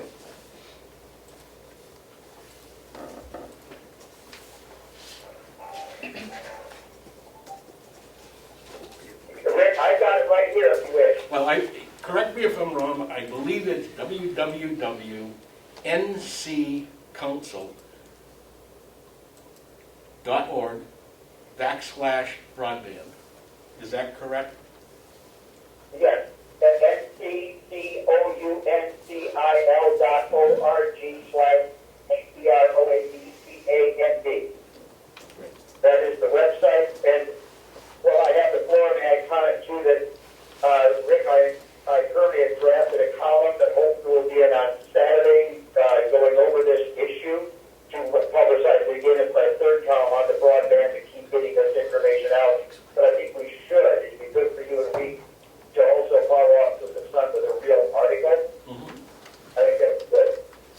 Yeah, Damon has already contacted me regarding that, and that's in the process. And may I ask a question? Yes, Representative, go ahead. I know that Sandwich, their broadband group through the selectmen has applied for some of the Federal CARES Act. And Rick, you and I discussed it. Did we ever end up applying for some of that money too? No. On Friday morning after the governor announced it, Senator Bradley contacted me and asked if I could put a proposal together ASAP. Right. I called several members of our committee. We had a lot of information already gathered due to the work we've been doing on the feasibility study. Over the weekend, we put together a proposal for a little over $11 million, basically to get us to a point where we can construct the infrastructure in Carroll County. I got it to Senator Bradley at noontime on Monday, as I had promised him, and he took it from there. And then the RFP come out and really shot holes in everything we could have done. I don't think the people that wrote the RFP have a clue as to how infrastructure for broadband works. There's just too many hurdles. Even the utilities are having issues with it. At that point, we decided Paul O'Brien from Wolfboro, as well as Matt here, and Bill Gassman from Molten Borough, we all got together and decided that we would support the effort of Sandwich because they had a lot more effort put into it, and they were not quite shovel-ready, but close to it, and we would support them. They're a member of our committee. Paul O'Brien and a group of people in Wolfboro are putting together 2 projects. They're smaller projects to cover areas of Wolfboro that now aren't covered very well, and we have supported them in every way we can. Does that answer your question? Yeah. Representative Carroll, you have a follow-up. Just to clarify for Rick, the point is that the timeline on this project was just unrealistic. What was put out for the ability to bid for this was unrealistic unless you already were ready to go, essentially, with a partner who was ready to jump in. That just was a real problem. Thank you, Rick, for your work. Well, just a little addition to that. It wasn't just the time frame that was an impossibility. It was also the money aspect of it. The grant is basically a reimbursement grant. They'll give you 10% down within 30 days of approving your grant, and they don't follow up with the other 90% until after December 15th, provided what you've done meets their requirements. For a municipality or a group of municipalities, as you know, we have to operate under the budget law. We'd have to go back to town meeting to get any kind of money to just facilitate moving forward with something like this, even though we would be getting a reimbursement back. And the time frame, we figure you're going to have maybe 4.5 months at best, provided there's no further virus issues and we don't get any snowstorms. What? Representative Cordelli. Thank you. I'm sorry. With the RFP, however, it could be, a response could be submitted either by a municipality or a communications company. So communications companies would not have those budget issues that you spoke of or other issues. And they might be more ready to respond within the time frames laid out in the RFP. Wouldn't you agree? Yep, that's Okay. correct. But, you know, under the economic conditions we're under now, I don't think everybody has millions of dollars laying around either. So, I mean, it's... Could I make And we spoke with both Consolidated and a couple of the other providers that showed interest. Spectrum, we were in contact with them as well. And at this time, it wasn't worth the risk. So one more, if I could make a comment. The Carroll County Broadband Committee, as an entity, doesn't really have a legal status that would be amenable to responding to the RFP. So we looked at doing it through the county, but that wasn't going to be practical. And so we have supported the individual towns. One of the major issues, though, is getting access to the towers in a time frame that would allow deployment by December 15th. And it would take more than 6 months just to negotiate an agreement to get access to towers in most cases. So, and that's a major hurdle for any deployment.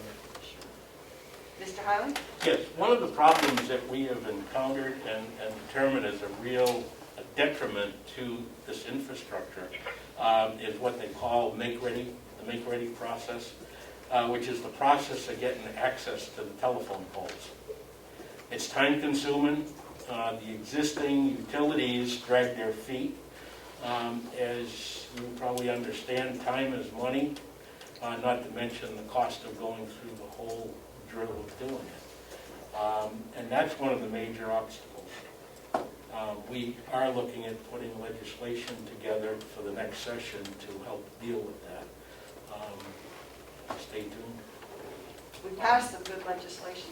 Yeah, I was gonna, This week. I do want to, say thank you to all the representatives of the delegation that supported that legislation, because it's a good step forward.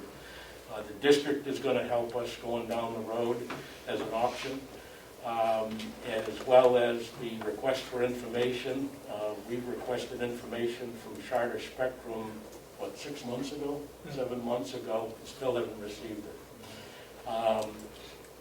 So I'd like to thank all the representatives that supported that legislation this year.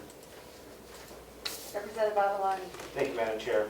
From a logistical standpoint, most of the towns have contracts with their cable providers. If, since, say, Comcast decides to take up the other half of whatever broadband build out there is, how is that going to be taken care of at the town level when they have one contract with another? They're going to have another contract with a separate provider within the same town, even though that contract provides service within that town. The contracts with the towns are only for cable TV, period. The contracts have nothing to do with internet access. I know, because I'm in the middle of negotiating that. We did that a little while back. I just want to make sure that there's going to be no follow-up, Madam Chair. Yes, certainly. I just want to make sure that those contracts aren't going to be tying the towns with their cable providers for TV to a broadband, specific broadband provider to service the whole town.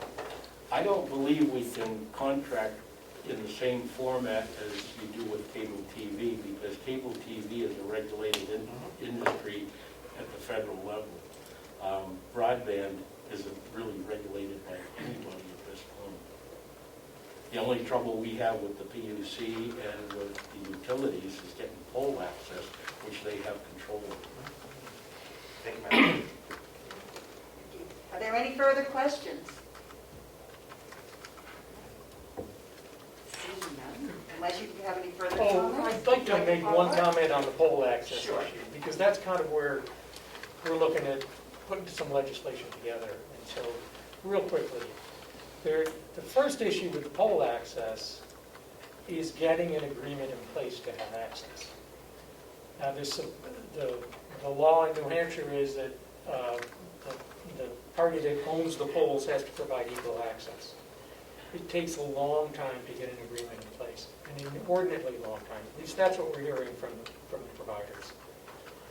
And so something is going awry at that level, and the PUC hasn't looked into it, and maybe some pushing from the legislature on the PUC could help spur that along, or open some kind of investigation.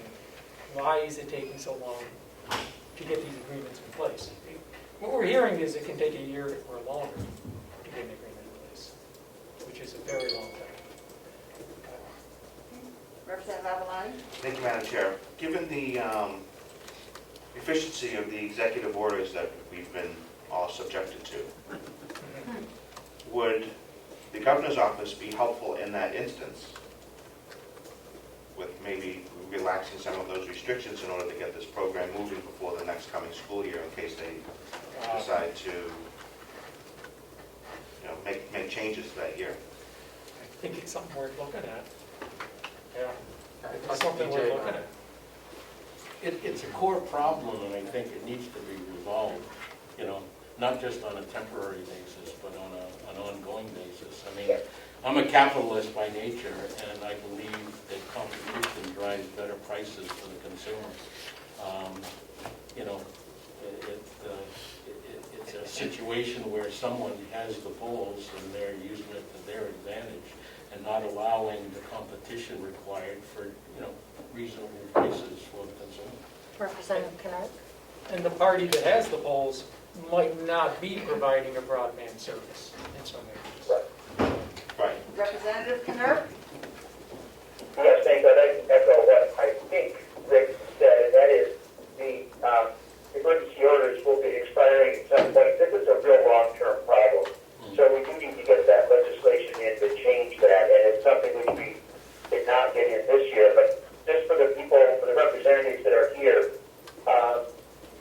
HB 1111, which we passed, which was a Christmas tree of 3 Senate broadband bills, one of which I authored with Bradley's office. This was past our deadline when we needed to do it. But this also includes the communications district. So that has 248 to 64, one of our better margins of the day. So there certainly is the interest, and we do need to keep that going forward. I think we can solve this poll access problem in our next session, but it's going to really continue to take time. So there's a second, go ahead. Just to follow up on what Representative Kennard just said, the FCC has a process that they use for 30 states in the United States. And it's called the One Touch Make Ready. It facilitates this process and gives deadlines for things to be met so that it's an expedient process, and it's a process that all the ISPs that we've interviewed and talked to, have recommended that we try to get into the state of New Hampshire. It's already, I believe, in Maine and Vermont.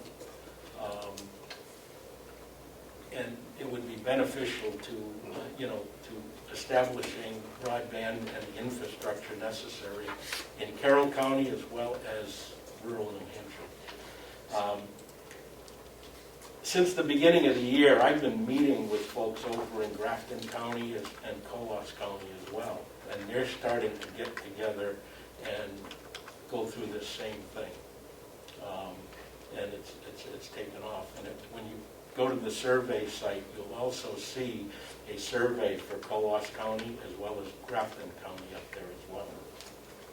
It's a serious problem in rural New Hampshire. Throughout the country. Yeah, I no. think Representative Nelson had a question. Representative Nelson, did I see your hand go up? Yes, you do. I'm just curious, early on it was mentioned about a questionnaire. How do the people who do not have access to Spectrum get any of this if they don't know about it, if they can't have an internet service? They can call me and I'll make sure they get a PDF copy of it. So I have to know you exist in order to do that. That's right. That was my question earlier, that if we send out everything to people through email and use technology, then the people who don't have it are the ones who can't respond. Right. Well, the clearinghouse for that is if you call Michelle up at North Country Council, and I can get the necessary information for that contact, that could be sent out to people. And we will take the time to do that. Well, then again, the newspapers, maybe the radio Yep. stations, they might do a public service announcement on the radio stations. Mary Seavey in Conway has turned around and got me hooked up with the radio station up there, as well as the Valley Vision, which is their local television station as well. And WASR in Wolfboro. Representative Avalon? Yes, we might be able to get you right on there pretty quick. WASR.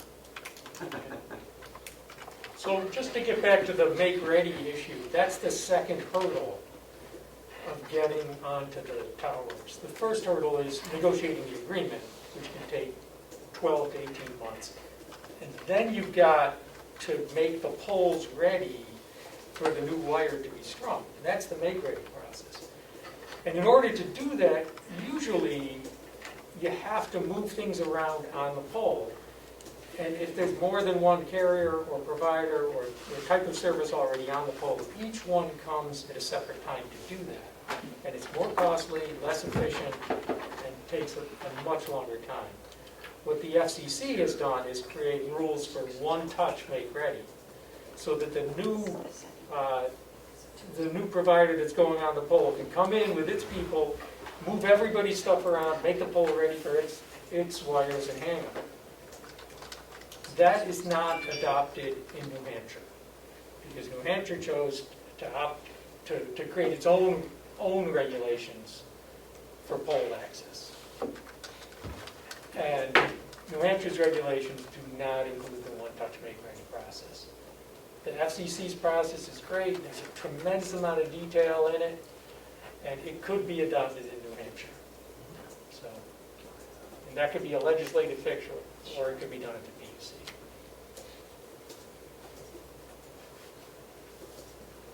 Are there any further questions? Thank you very much for your information, and we appreciate you sharing and all the hard work you're doing. It's a lot of work. It is, it is. It's dedication, but it's really an important issue, Yeah, well, especially My given what we've learned. co-chair, Steve Knox, suffered a stroke several weeks ago, and it's kind of fallen on to a lot of the rest of us, but he's mending up, and he'll be back at it shortly, I'm sure. Representative Avalon? Thank you, Madam Chair. Would you, on behalf of the delegation, if I may, would you send him our regards for his speedy recovery? He's done a lot of work in the county, and I think he's very well respected. Absolutely. By all members of the delegation and here in the county. Yep, I will do that. Thank you. Absolutely, thank you. Madam Chair, just to let you know, Representative Woodcock had to leave the meeting. He's gone. 11:30, thought you had to go. Thank you.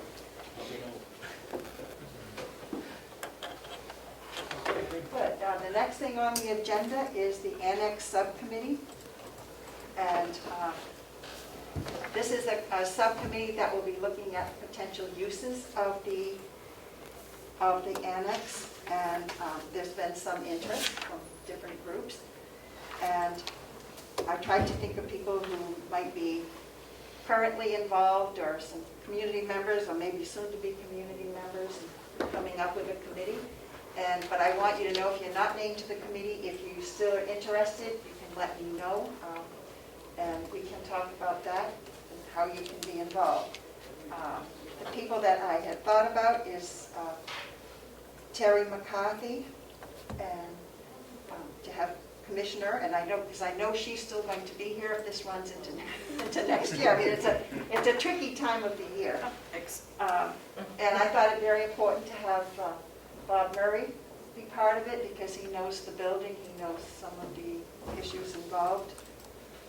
I'll take just a minute. Glenn Cordelli, because I know he's already putting in the paper, he has some thoughts, so I thought that would be important. Amanda Favard, who will be a community member, as I will be on it, but she also is familiar with the building, and I would like to serve on that committee as well, because I've done a lot of construction work and worked on various nonprofit and different types of construction over the last 25, 30 years. And Harrison Kanzler, not because he is a member of the delegation, but he is now working with the housing group in North Conway, and he's familiar with some of those issues. I thought Jason Henry, because I know one idea that was sent to me at one point was to a temporary housing for somebody if they're leaving our county jail system, that someone have no place to go. So, I mean, that might be something that could be looked at. And Jennifer Selfridge, who also works in human services in the area and may have some ideas. So those were initially who I thought, but if there are other people who have a burning interest and would like to be part of this committee, please let me know. Yes, Representative Ticehurst. Thank you, Madam Chair. Could you just explain to us the purpose of the committee and how it falls under the delegation's responsibilities? And also, could we just check, my understanding was that the commissioners were appointing a committee for the same purpose? Well, at the last meeting, it was brought up as a suggestion that we have a committee to look at it. So that's what I did. So it's certainly working with the commissioners is important. So if you feel that the commissioners are going to come up with a committee and do it, then I think that it's important for us, for involvement also from the delegation, because if it comes to funding that's going to be involved, that it's important. So, Representative Avalon. Thank you, Madam Chair. I think that you are recommending a new committee, which is definitely in the purview of the chair. And if you wish to have this committee formed, I can't see it going past this year's delegation. However, it could be reaffirmed in the next delegation. But I would look at asking for volunteers instead of appointing members that are outside of the delegation. Well, I have spoken to both Jennifer and Carroll, and they have said that they would like to be part of it. And I think it's really important for the commissioners. I think that this is something that Chairman Bavard has spoken of several times, and she's very interested in looking at this. I'm concerned about the building is going to deteriorate as it just sits there if we don't do something with it, and that it's an asset that the county should be looking at. Yes, Representative. Thank you, Madam Chair. Just to add my 2 cents, and I would assume that Representative Ticehurst would agree with me that this should be under the purview completely of the commissioners to form such a committee. If they wish to invite us to be a part of it, I think that's fine, but since their division is basically designed to oversee the county, I think it should be them, but that's just my opinion. Well, that's fine with me. But when I spoke with a while ago with Commissioner Bavard, we had talked about it between the committee. So it's certainly, would you like to share your thoughts on it? Are you setting up a committee? Are you looking at it? Is this Yes. something? Okay. That was no disrespect to the That's chair, okay. but I was under the impression that it was going to be a committee set up and run by the commissioners. Well, that's fine. Representative Avalon? Thank you, Madam Chair. With the, seeing as the chair of the delegation has made a recommendation for inclusion into that committee that is now being run by the commissioners, will at least members of the delegation be invited to that committee? Yes, that's how it got started. We asked for someone from the delegation to be on the committee, as well as maybe a community person. Okay. I'm sorry I have not gotten that message, so I have not heard from anyone from the commissioners on it. So, Can I follow up? so yes, certainly. I would recommend 2 members Okay. and Take any recommendations follow up again Okay. from both parties. from both parties? 2 members from both. Thank you, Madam Chair. Okay. Thank you. Again, it's a recommendation, it's not a motion. And that's fine with me, then I'll withdraw. Yes, Representative Cordelli. In that case, I would like to volunteer. And I would too. Okay. Sounds good to me. Madam Chair, I motion to appoint the chairwoman and Representative Cordelli to the commissioners'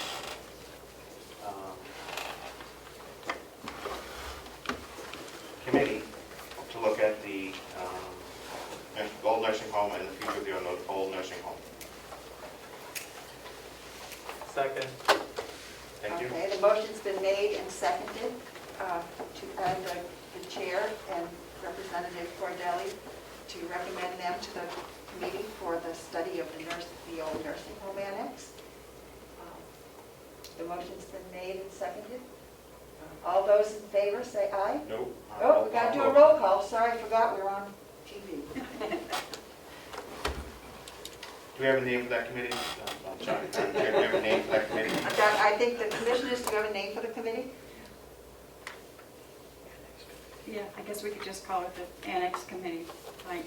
Annex Study Committee? Yeah, Amanda's not coming back in, so I'll just go with it.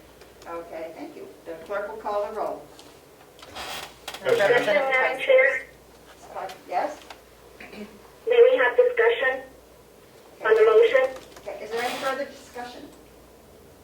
Yes, Madam Chair. Okay, Representative Ticehurst. Okay, I wasn't able to hear all of the preceding comments that were made, so I just want to check.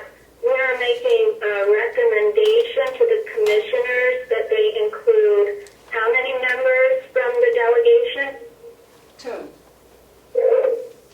2. 1 from each party, or was it 2 from each party? 1 from each party. They can have as many members as they want. I think that we're just suggesting they have at least 1 from each party. So would you repeat the motion, please, because I'm getting confused about whether we're making a recommendation or making an appointment.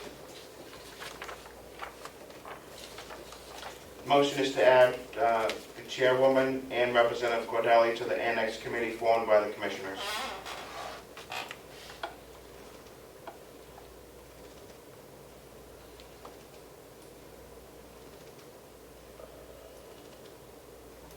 Are there any further questions?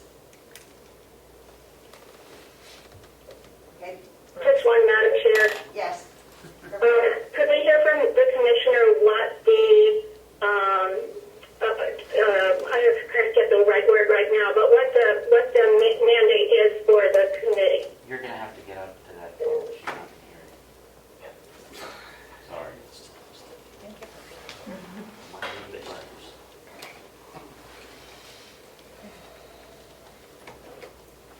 Sorry about that. That's okay. It got moved up here. At this point, we want to just go over several options of the annex. We feel that it's just sitting there deteriorating further, and if we want to do something with it, we have to start planning for the future of the building. And we'd like to do that before we start with budgeting. So we could whatever we decide to do, we can start doing in phases. We're not looking at spending a lot of money right off, but trying to come up with some ideas that would be useful for the county, for that building. May I follow up, Madam Chair? Yes. So is it the intent of the commissioners to look at issues such as what any tenant or any user of the space would be required to contribute in terms of, let's say, a lease, in terms of repairs, or, and is it the intent of the committee to set what the allowable uses might be and what would be prohibited? Or is it the intent of the committee to pick particular programs or tenants that might be invited to use that space? I think that's the whole purpose of the committee, to go over all those questions and make some determinations as a committee. Very good. Thank you. Is there any further discussion? If not, we will call the roll. Representative Ticehurst. No. Clerk will vote yes. Representative Bucco. Yes. Representative Cordelli. Yes. Representative Nelson. Okay. Say that again, Representative Nelson. Yes. Thank you. Representative Comeau. Yes. Representative Kennard. Yes. Representative Marsh. Yes. Representative Burrows. Yes. Representative McDonald. Yes. Representative Woodcock. He gone? He's gone. Okay. And the chair. Yes. Thank you. Passes. Okay, the motion passes. Is there any other business to be brought before the meeting? Yes. I'm sorry, go ahead. Yes. Maintenance Director Bob Murray has joined us because he wanted to discuss whether or not a transfer of funds is necessary for his capital expenditures. I sent that out to all of the members. If you would entertain his request, he's on the Zoom. Yes, would you like to speak to it, Representative Murray? I don't think that was him. Where's the dog? Right, motorcycle and house. Good afternoon. All of you have received the letter that Melissa sent out? Yes. Did anyone receive it? Well, we have I'll recap that. I'll just read the letter. The Mountain View Loading Dock Approach Reconstruction, the Loading Dock Leveler, were two separate items under one capital contract. $40,000 was budgeted. Engineering was completed for a sum of $2,500. And for one reason or another, I didn't get to the remainder of the project. And the remaining funds of $37,500 were encumbered for spending in 2020. In April of 2020, two RFPs were approved and distributed with a bid of $34,918 being awarded to the contractor doing the loading dock approach reconstruction portion, leaving $2,582 available of those encumbered funds. The loading dock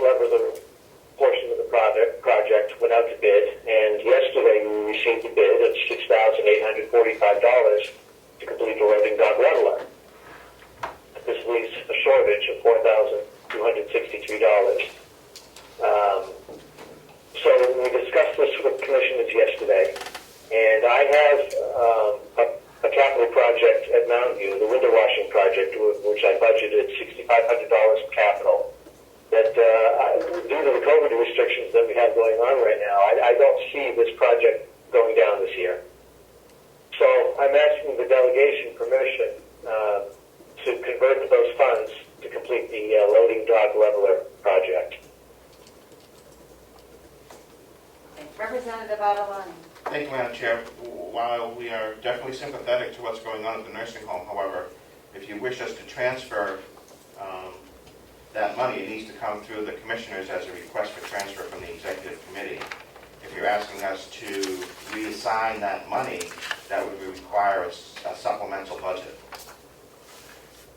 I'm not asking for additional money. I'm asking just to reassign the use of the money under the capital project. I don't think it needs to be moved from one line to another because it's a capital project. I'm just asking that the purpose of which the money was originally budgeted for during the budget process be reassigned from the window washing to the loading dock leveler. Representative Adelani.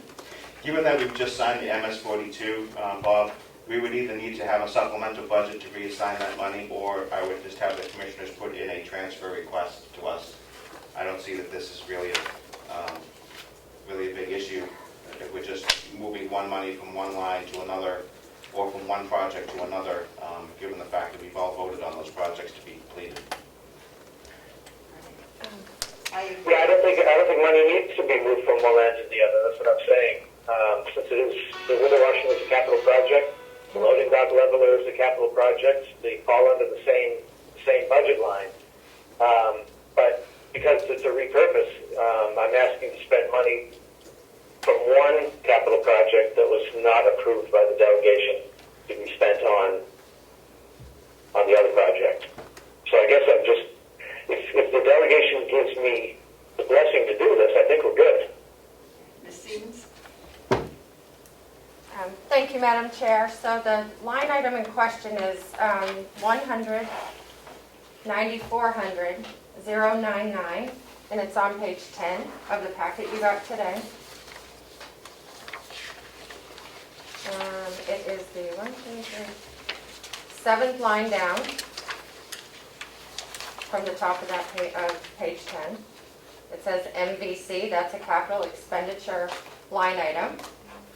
When Director Murray came forward with his list of capital projects for 2020 and presented it to the subcommittee, I believe, he listed out the specific projects that he would like to accomplish this year. And in that was the window washing.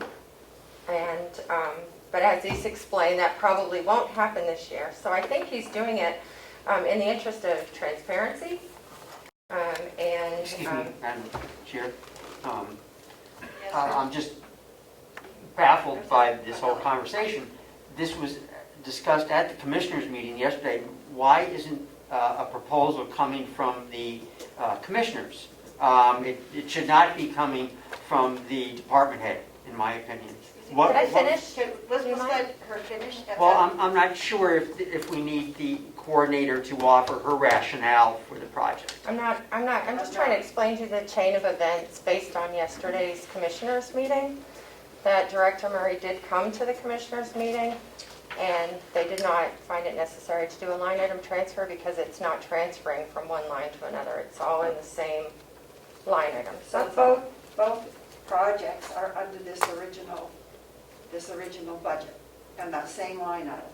So it wouldn't be a line item transfer. It would just be if we wanted to. Correct. If we wanted to give blessing to a change in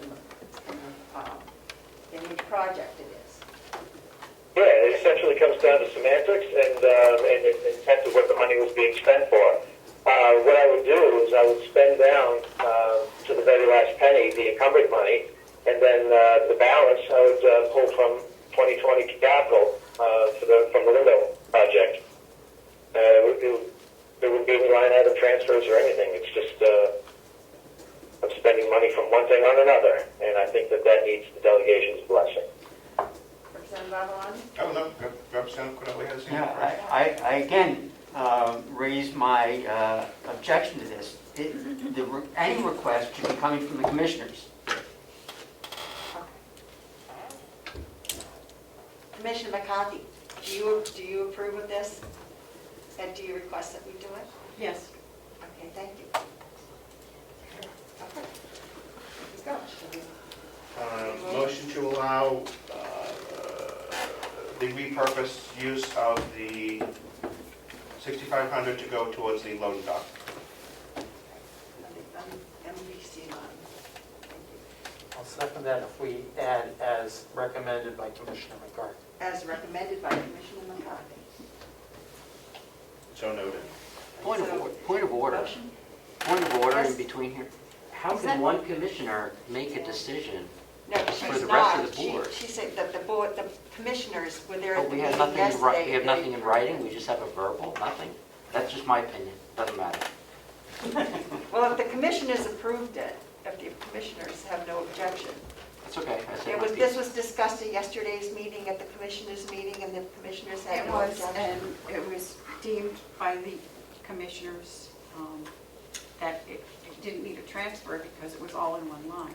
If that's not so, I don't think we have a problem doing the transfer. That's what we were led to believe. But it was essentially approved, there was no issue with it. Thank you. Representative Ticehurst. Thank you, Madam Chair. So, since there is no transfer that's requested, I would just like to thank the director and thank the commissioners for the courtesy of letting us know what the situation was. And I would hope that any person, regardless of their position in the county, would be welcome to come and would be treated respectfully and kindly and with appreciation. Thank you. Thank you. Representative Avalon. I'm concerned that, Thank you. have we been inconsiderate to to Bob Murray today? I think so. I don't think so. No. Thank you. Okay. Representative Knurk, did you have a question? Yes, thank you. I thought I understood the question until I heard the comment before Representative Ticehurst. Representative Avalani, I think, was stating the motion, and I was confused then. Is it additional spending or not? No. No, okay, thank you. Yeah. No. We're going on the, I'm sorry, Madam Chair. That's okay. You can explain. Thank you. We're going on the request from Director Murray to move, to repurpose the $6,500 from the window washings, which we approved under a line for the capital fund. We're just giving him the blessing to go forward and use that money towards the loading dock. Thank you for the clarification. You're welcome. If there are no further questions, we'll call the vote. Representative Ticehurst. Yes. Clerk will vote yes. Representative Bucco. Yes. Representative Cordelli. No. Representative Nelson. Yes. Representative Comeau. No. Representative Knurk. Yes. Representative Marsh. Yes. Representative Burrows. Yes. Representative McDonald. Yes. Representative Wood. Sorry. And the chair. Yes, Passes. the motion passes. Thank you. And thank you for Thank you, sharing Bob. that information, keeping us up to date. Thank you very much. Is there any other business that needs to come before the meeting? Just a comment. Yes? Howard Chandler also when you're done. Oh, Howie did? Oh, go ahead. Have Howie. Okay. Mr. Chandler? Is he on? Here he is. Mr. Chandler, would you like to, you have to unmute. Yes, you are. I apologize. That's We okay. are officially at Mountain View, COVID-free. We had 2 residents last week that were misidentified by the out-of-state lab as being positive, but we received confirmation for the second resident last night that those were essentially false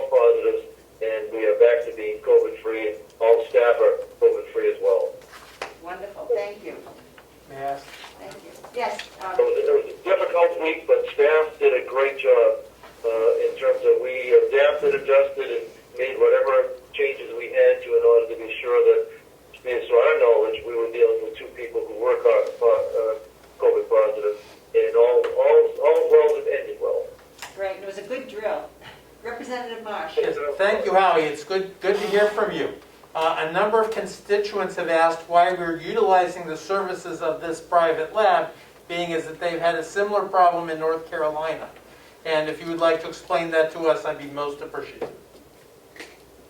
Well, I'm not sure that I heard all of the question. I have been in touch as recent as 5 minutes ago with the lab in North Carolina, and I've also been in contact this morning with the Commissioner for Health and Human Services, Laurie Chivinet, who is looking into it personally, from what I understand, because it is a major concern that the state lab, administered by the National Guard, came up with completely opposite results of the contracted service. Representative Avalani? Thank you, Madam Chair. I think what Representative Marsh was getting at is why we're using an out-of-state lab to do our contracted testing. Oh, that is beyond my pay grade. That's negotiated with Health and Human Services. We have no choice in which lab to use. Okay, thank you.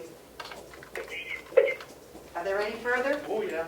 Comments, questions? Yes. How are you still here? Yeah.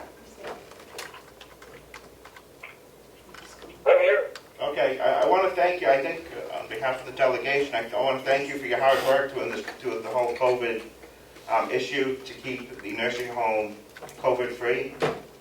And I just want to say, and to you and to Bob Murray as well, for your hard work in maintaining a zero case so far.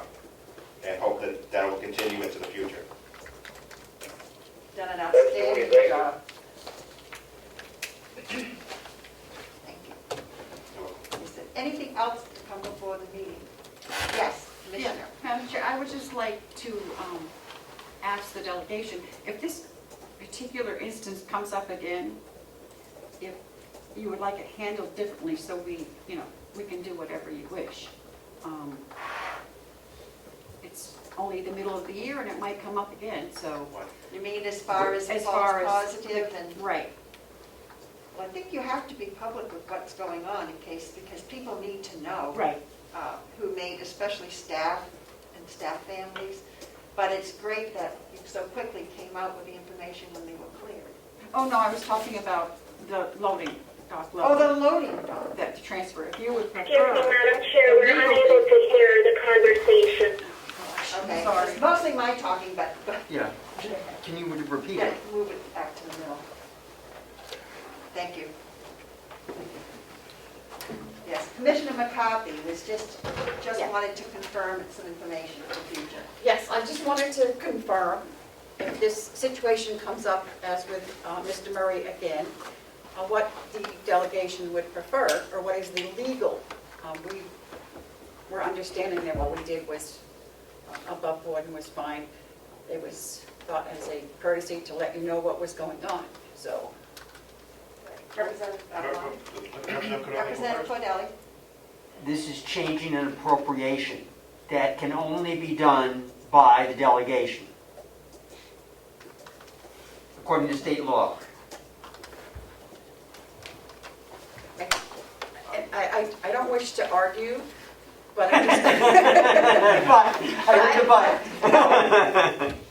I personally was under the impression because it was all under one line, even though it was specified. I think that's a fine line.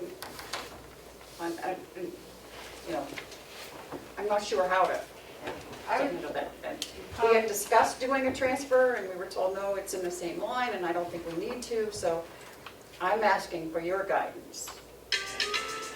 Representative Marsh? Yes, I would point out that a year ago when we had the new laundry machines at the jail, it was handled in exactly the same way. It was the same line, but it still was brought before us. And we talked about it and we said it was a good idea.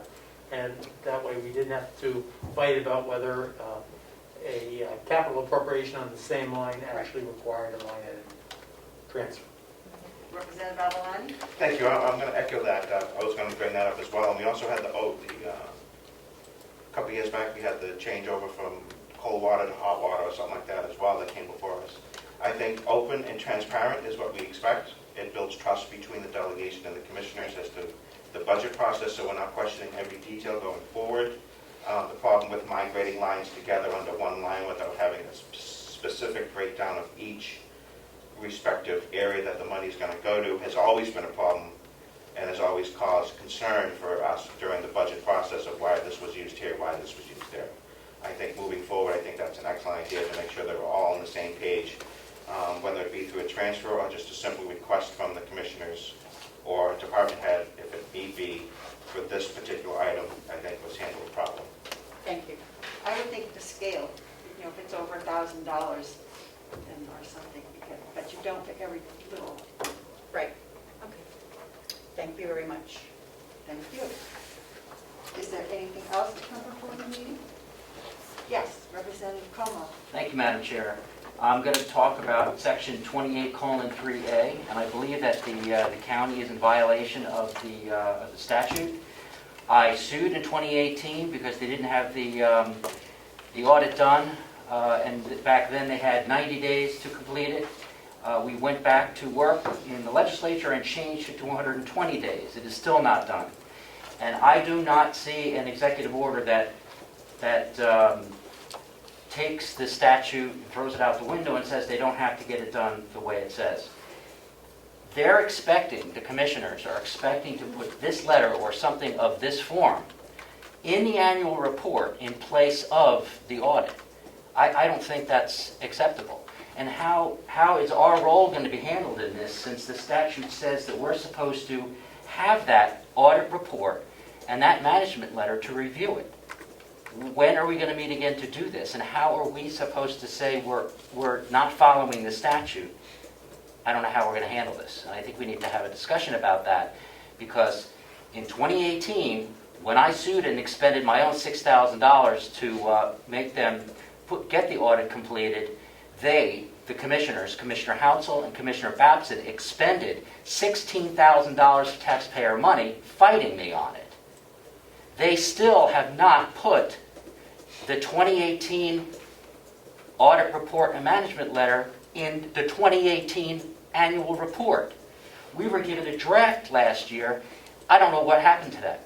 It never got out to any of the towns. So they not only got away with it in 2018, but again, they're getting away from it in 2019.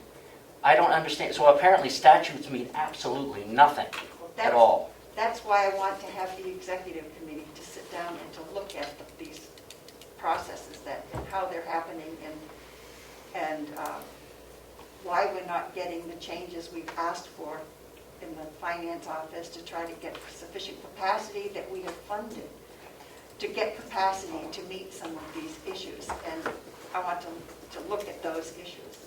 I just have a follow-up, please. Yes. It says in this letter that we received via email, it says, as recommended in past audits, the county should review roles and responsibilities and staffing levels in order to determine if there are sufficient and to enable county staff to be able to perform their duties accurately and in a timely manner. So we've also put in the budget for a CFO, and for some reason, the commissioners are not going through with that, even after our own auditor said that we should be doing this. At what point does this get solved? I think my understanding, which I'm not saying it's right or wrong, that essentially Catherine is the CFO. And I mean, I'm not sure, but that's the way it was explained to me. We have someone in charge who's doing the duties, but I think we need more than one person. My last follow-up. Yes. My last follow-up is, go for it. We amended the Constitution to state taxpayers have a standing. When I initially filed for my suit in 2018, that did not exist. And I would remind you that I can go back to court and now I can sue this county and each and every one of you for not performing your duties as the statute says, because I have standing now. So we have to make a choice. It's either going to cost everyone a lot of money and a lot of time, or the commissioners are going to hire a CFO and stop laying all of this financial information on one individual. This is just ridiculous. have this happen again. Thank you for hearing. I agree with you. Thank you. Yes, Representative Yes, Marsh. I would like to ask a question, because I believe the current statute reads that the audit has to be performed by 120 days after the close of the books. Yes. I don't know when they close the books, so I have no idea if they're in violation of the statute or not. So I would like to know when they close the books, so that I can know how to decide on these issues. Madam Chair, in several commissioners' meetings, the finance director was asked on camera, are the books closed? We asked it over and over again, and it is July already, and she stated that they're closed.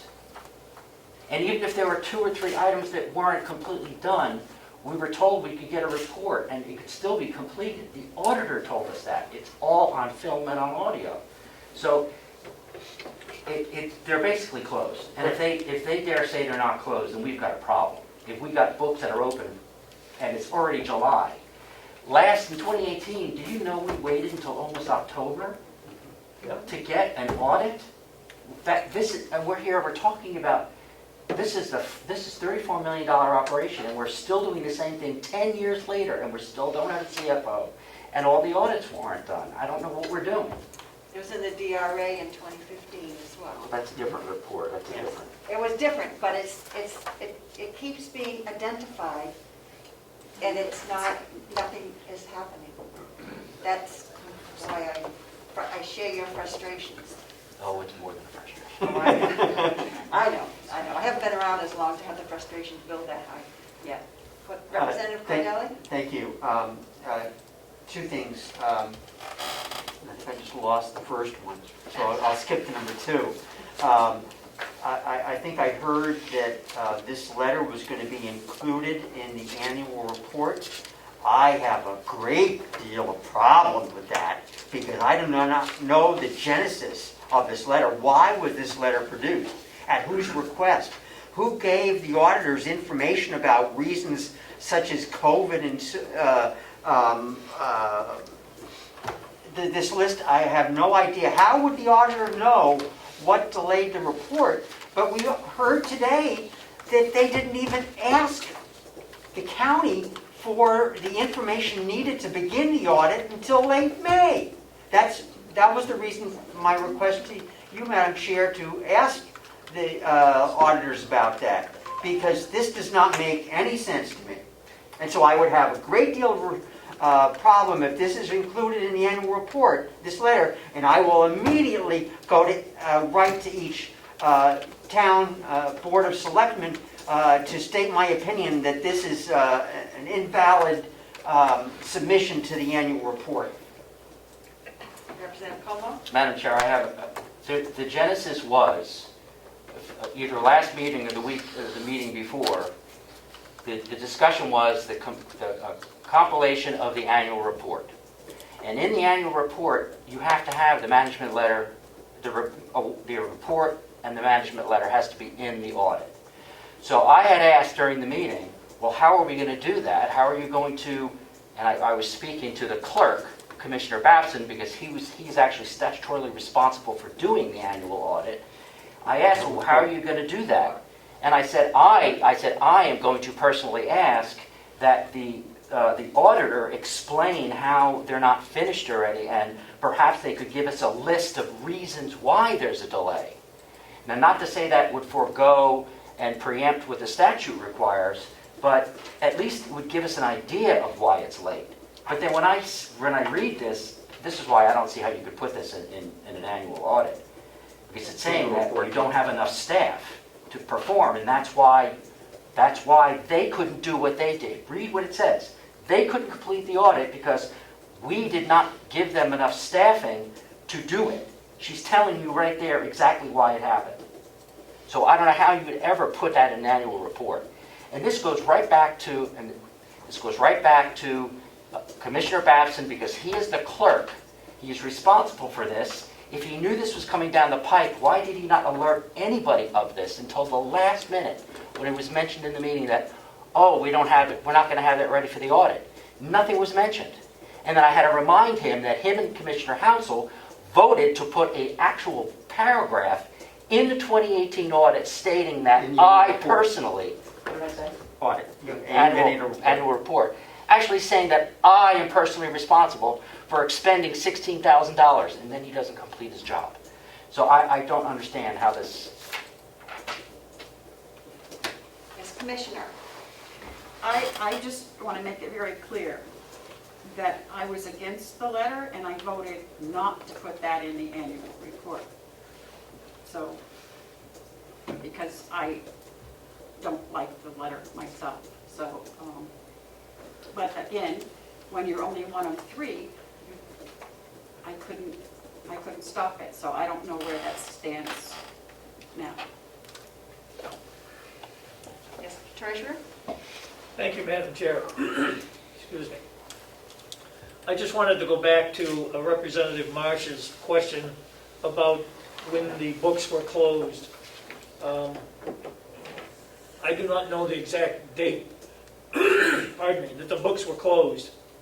I know it was mentioned. Do you, Representative, do you have that date, or? the exact date, no, but I have it on, it's on record somewhere. So we could ask the finance director if we needed to find out the exact date. That would be good to know. That would be good to know, because then we know how many days Mhm. that we have to 120. Representative Avalani. Thank you. Are we going to ask that question? I am. She's Thank still you. right now.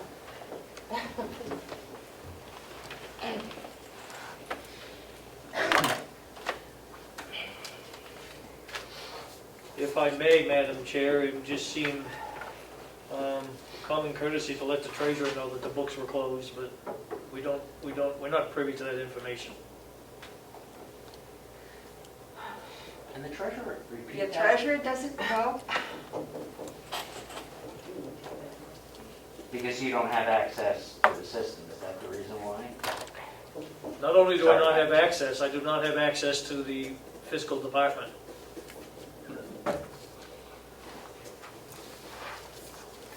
Representative Avalani. Thank you, Madam Chair. The treasurer is responsible for the county funds. Correct. Correct. And the county funds include reconciliations, year-end numbers, Correct. fiscal reports, possible fiscal reports. And what I just heard was you have no access to the fiscal department. That's what he said. That is correct. Follow up, Madam Chair? Yes. What, in your opinion, is the logjam with not getting the proper financial documents? Jeff? Yeah, there's maybe one order. You should probably go. Just a reminder, don't stray into a non-public situation. Correct. Thank you. So, if you read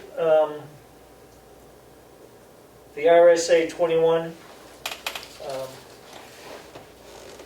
for, I may have pulled the wrong one. I did pull the wrong one. You read the RSA under treasurer and their responsibilities. They're responsible for all funds that come into the county and go out of the county in addition to the reporting as you indicated. Quite often, I have to ask about things where they're at. For the past couple of years, I've been asking about, getting our financials, about the accounts, are they being balanced? At this point, I have records of all the accounts with the exception of a few that are being balanced on a monthly basis, and I've got the information to document it. So this has been an ongoing process, and while it's getting better, it's still got a ways to go. Fortunately, with the commissioners, I would just recently receive my own computer to do these things, although I don't have access to much yet. So as I say, it's an ongoing process, but it's very frustrating and very difficult for the treasurer to be able to do their job and make the reports that are required under the current system. I suspect it has to do with the fact that, again, we have one individual who is trying to manage everything, and they definitely need the assistance to complete all these tasks, especially when you have things like COVID come up and some other issues that crop up during the course of the year. I was previously involved with a nonprofit agency that had a $30 million budget, and I found difficulty in obtaining financial information there too. So my point is, we've got to make this process easier and better and more translucent, I guess is the term I'd like to use, or transparent. And because it's been done this way for so many years, sometimes change is difficult, but it does have to change. Thank you, Madam Chair. Thank you, Treasurer. Quick, Mr. Treasurer. Yeah, Representative Cordelli? Thank you. Thank you, Mr. Treasurer. We had discussion earlier about access to the Avenue system, which I take it as something you would appreciate. And you mentioned your new computer that has been provided. Do you know if that has been set up for access to the cloud-based Avenue system? And if you are scheduled to be one of the quote-unquote seats for access? I believe, excuse me, I believe the answer to both questions is no and no.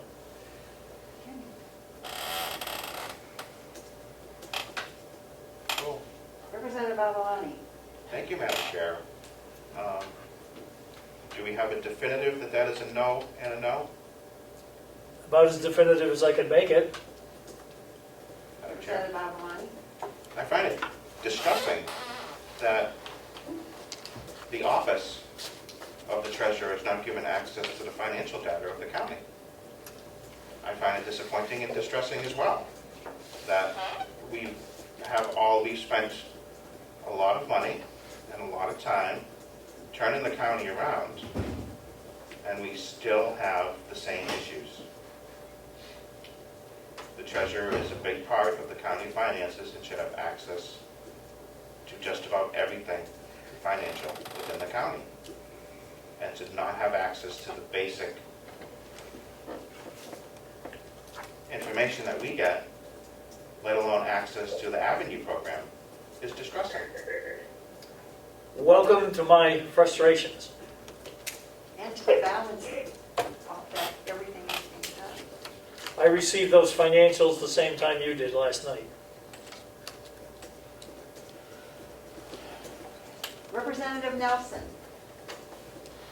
Thank you, Madam Chairman. I'm just curious what the larger towns, how long it takes them, the Conways of the world and the Wakefield, Ossipee, how long does it take them from the close of the year to get their financials better to be able to promote the bank? They're all done. Representative Avalani? I can tell you, Wakefield has theirs done within their 90 days.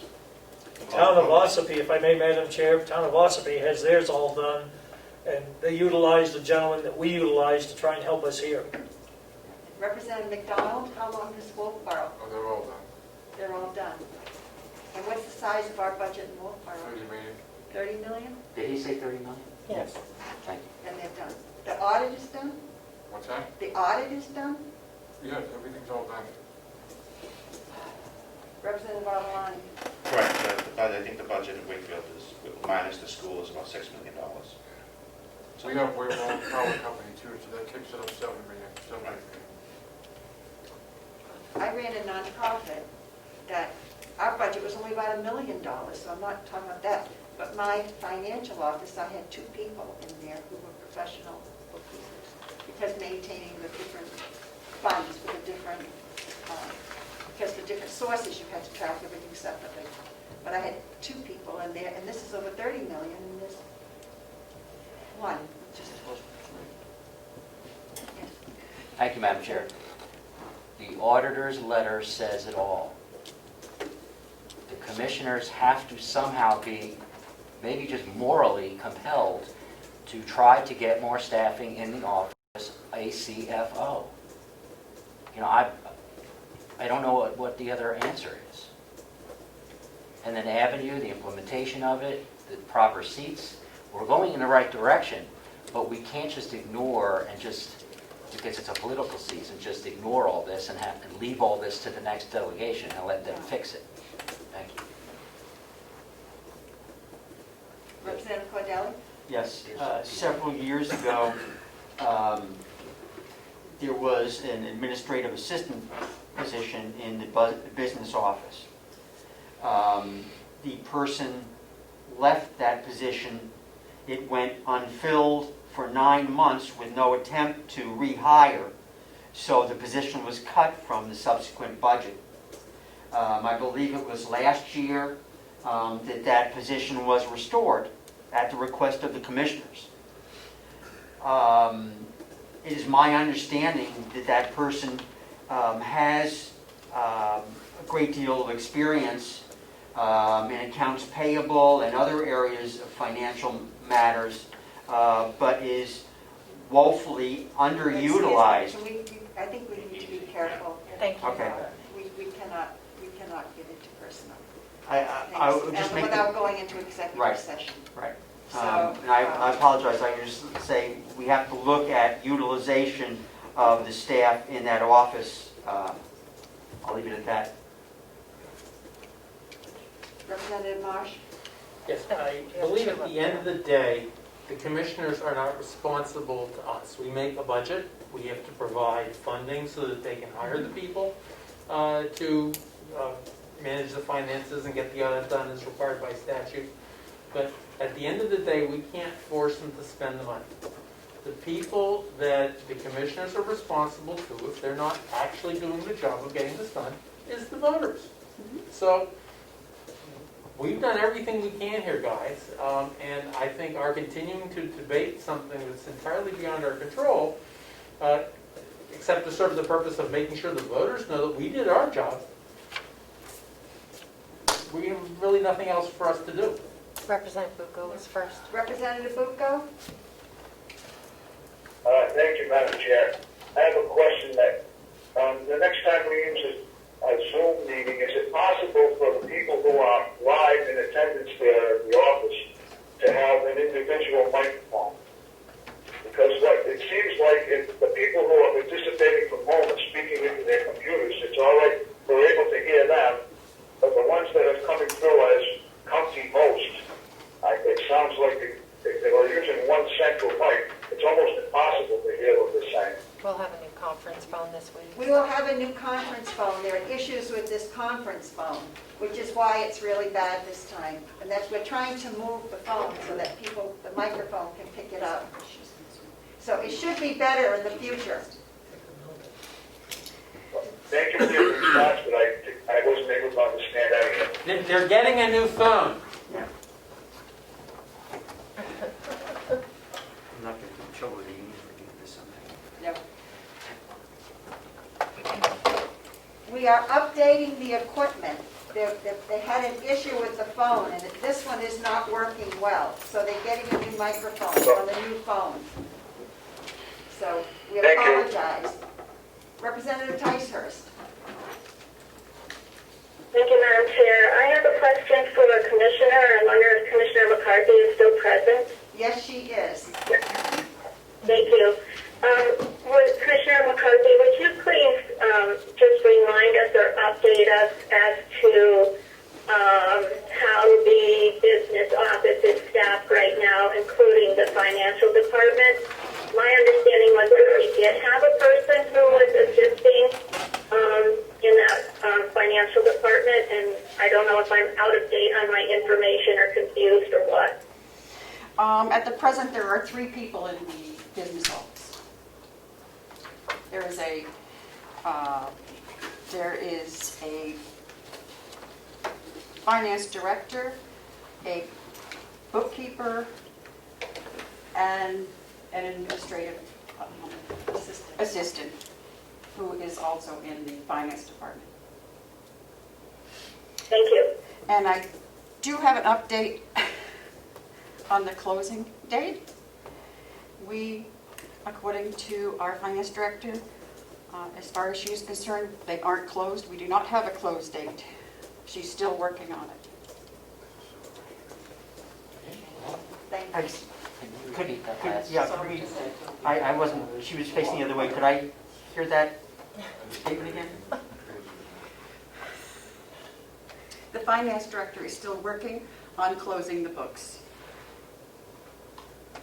So let's see, it's, according to my watch, it's July 2nd. Is that correct? Okay. Is it, Madam Chair, just very quickly. yes, Representative Comeau. Representative Marr stated that we're talking about things that are outside of our purview, but 28:38 states that the county convention shall review the audit, management representation letter, and management response for compliance with the criteria. This tells me that we do have something to say about this, because we are not completing what we are supposed to do because of this situation. So it is relevant to our authority, I would think. Thank you. And Yes, Representative. I would just, I thought we heard earlier that all the information has been provided now to the auditors to do the financial audit. But now I'm hearing the books haven't even been closed for 2019. So how can they do the audit if we haven't closed the books? Representative Avalon. Thank you, Madam Chair. I would think that the delegation has been very vocal up to this point about the incompleteness of the audit, and I would probably recommend to the chair that she reach out to Liz and Pete, possibly to be at our next meeting. They were invited. If the chairman wishes it for a vote, you're more than welcome, but we can call it. No.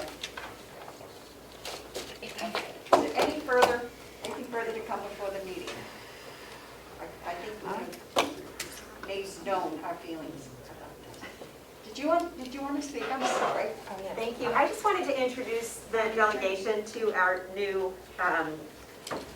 we finally filled the position of special investigator. So if there's one good thing that's come out of COVID, we finally have found the perfect person to fill the position of special investigator.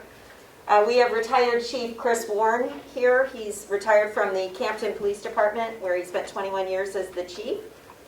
He was just sworn in by the sheriff, so he falls under, his law enforcement certification falls under the sheriff, but he's assigned to our office as our special investigator. So you will be seeing him. Thank you. Fantastic. Welcome. Thank you very much. I think I'm probably loud enough. Thank Yes. you, and well, hopefully when we get done with all looking like surgeons, I can come up around and have some conversations with And we you can all. all know what we look like. Kind of.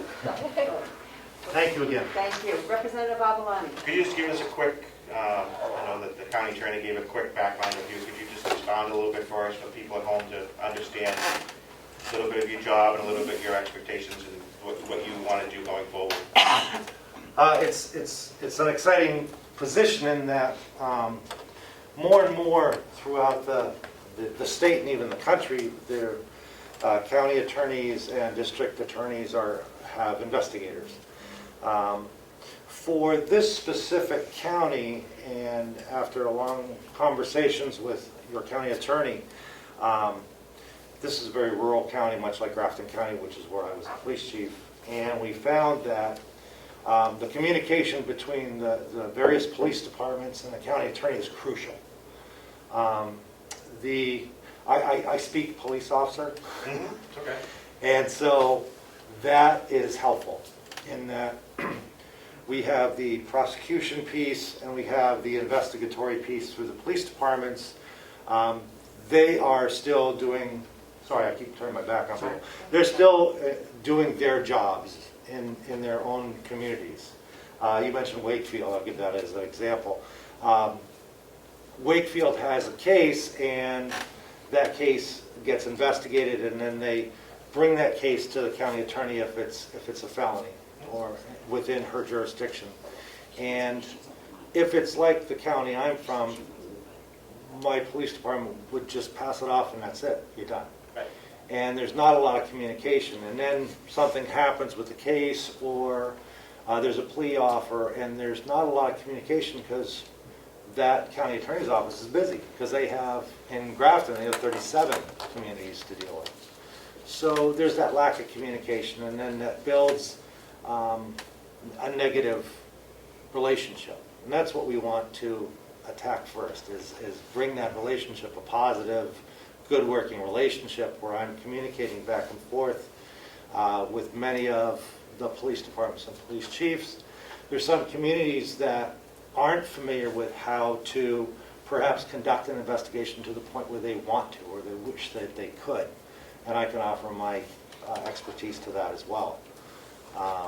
Oftentimes, the file will come to the county attorney's office and it might need a little extra work for a successful prosecution.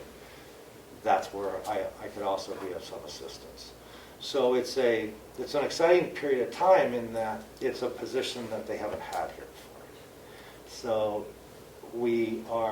I've already communicated with the various police chiefs, most of which I know since I'm old. So they know who I am. And I'm looking forward to coming in and seeing them and chatting about what their specific needs are and what they want to see changed.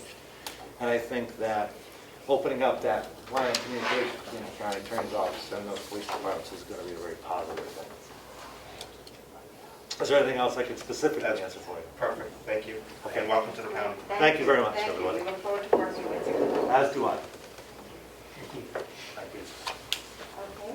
If there's nothing more to come before the meeting, then do we have anyone else from the public who wish to speak? No? Okay, Representative Cordelli, did you have a... Would a motion to adjourn be in order? That's what I was... Oh, ignore it. Okay, thank you. Motion to be adjourned, seconded? You need a second. We don't need a second. Oh, good, we don't need a vote. I do have the mileage sheet here, if people want to see the mileage sheet. Thank I you. just saw it there in the mic. Do you want to, Thank you very much.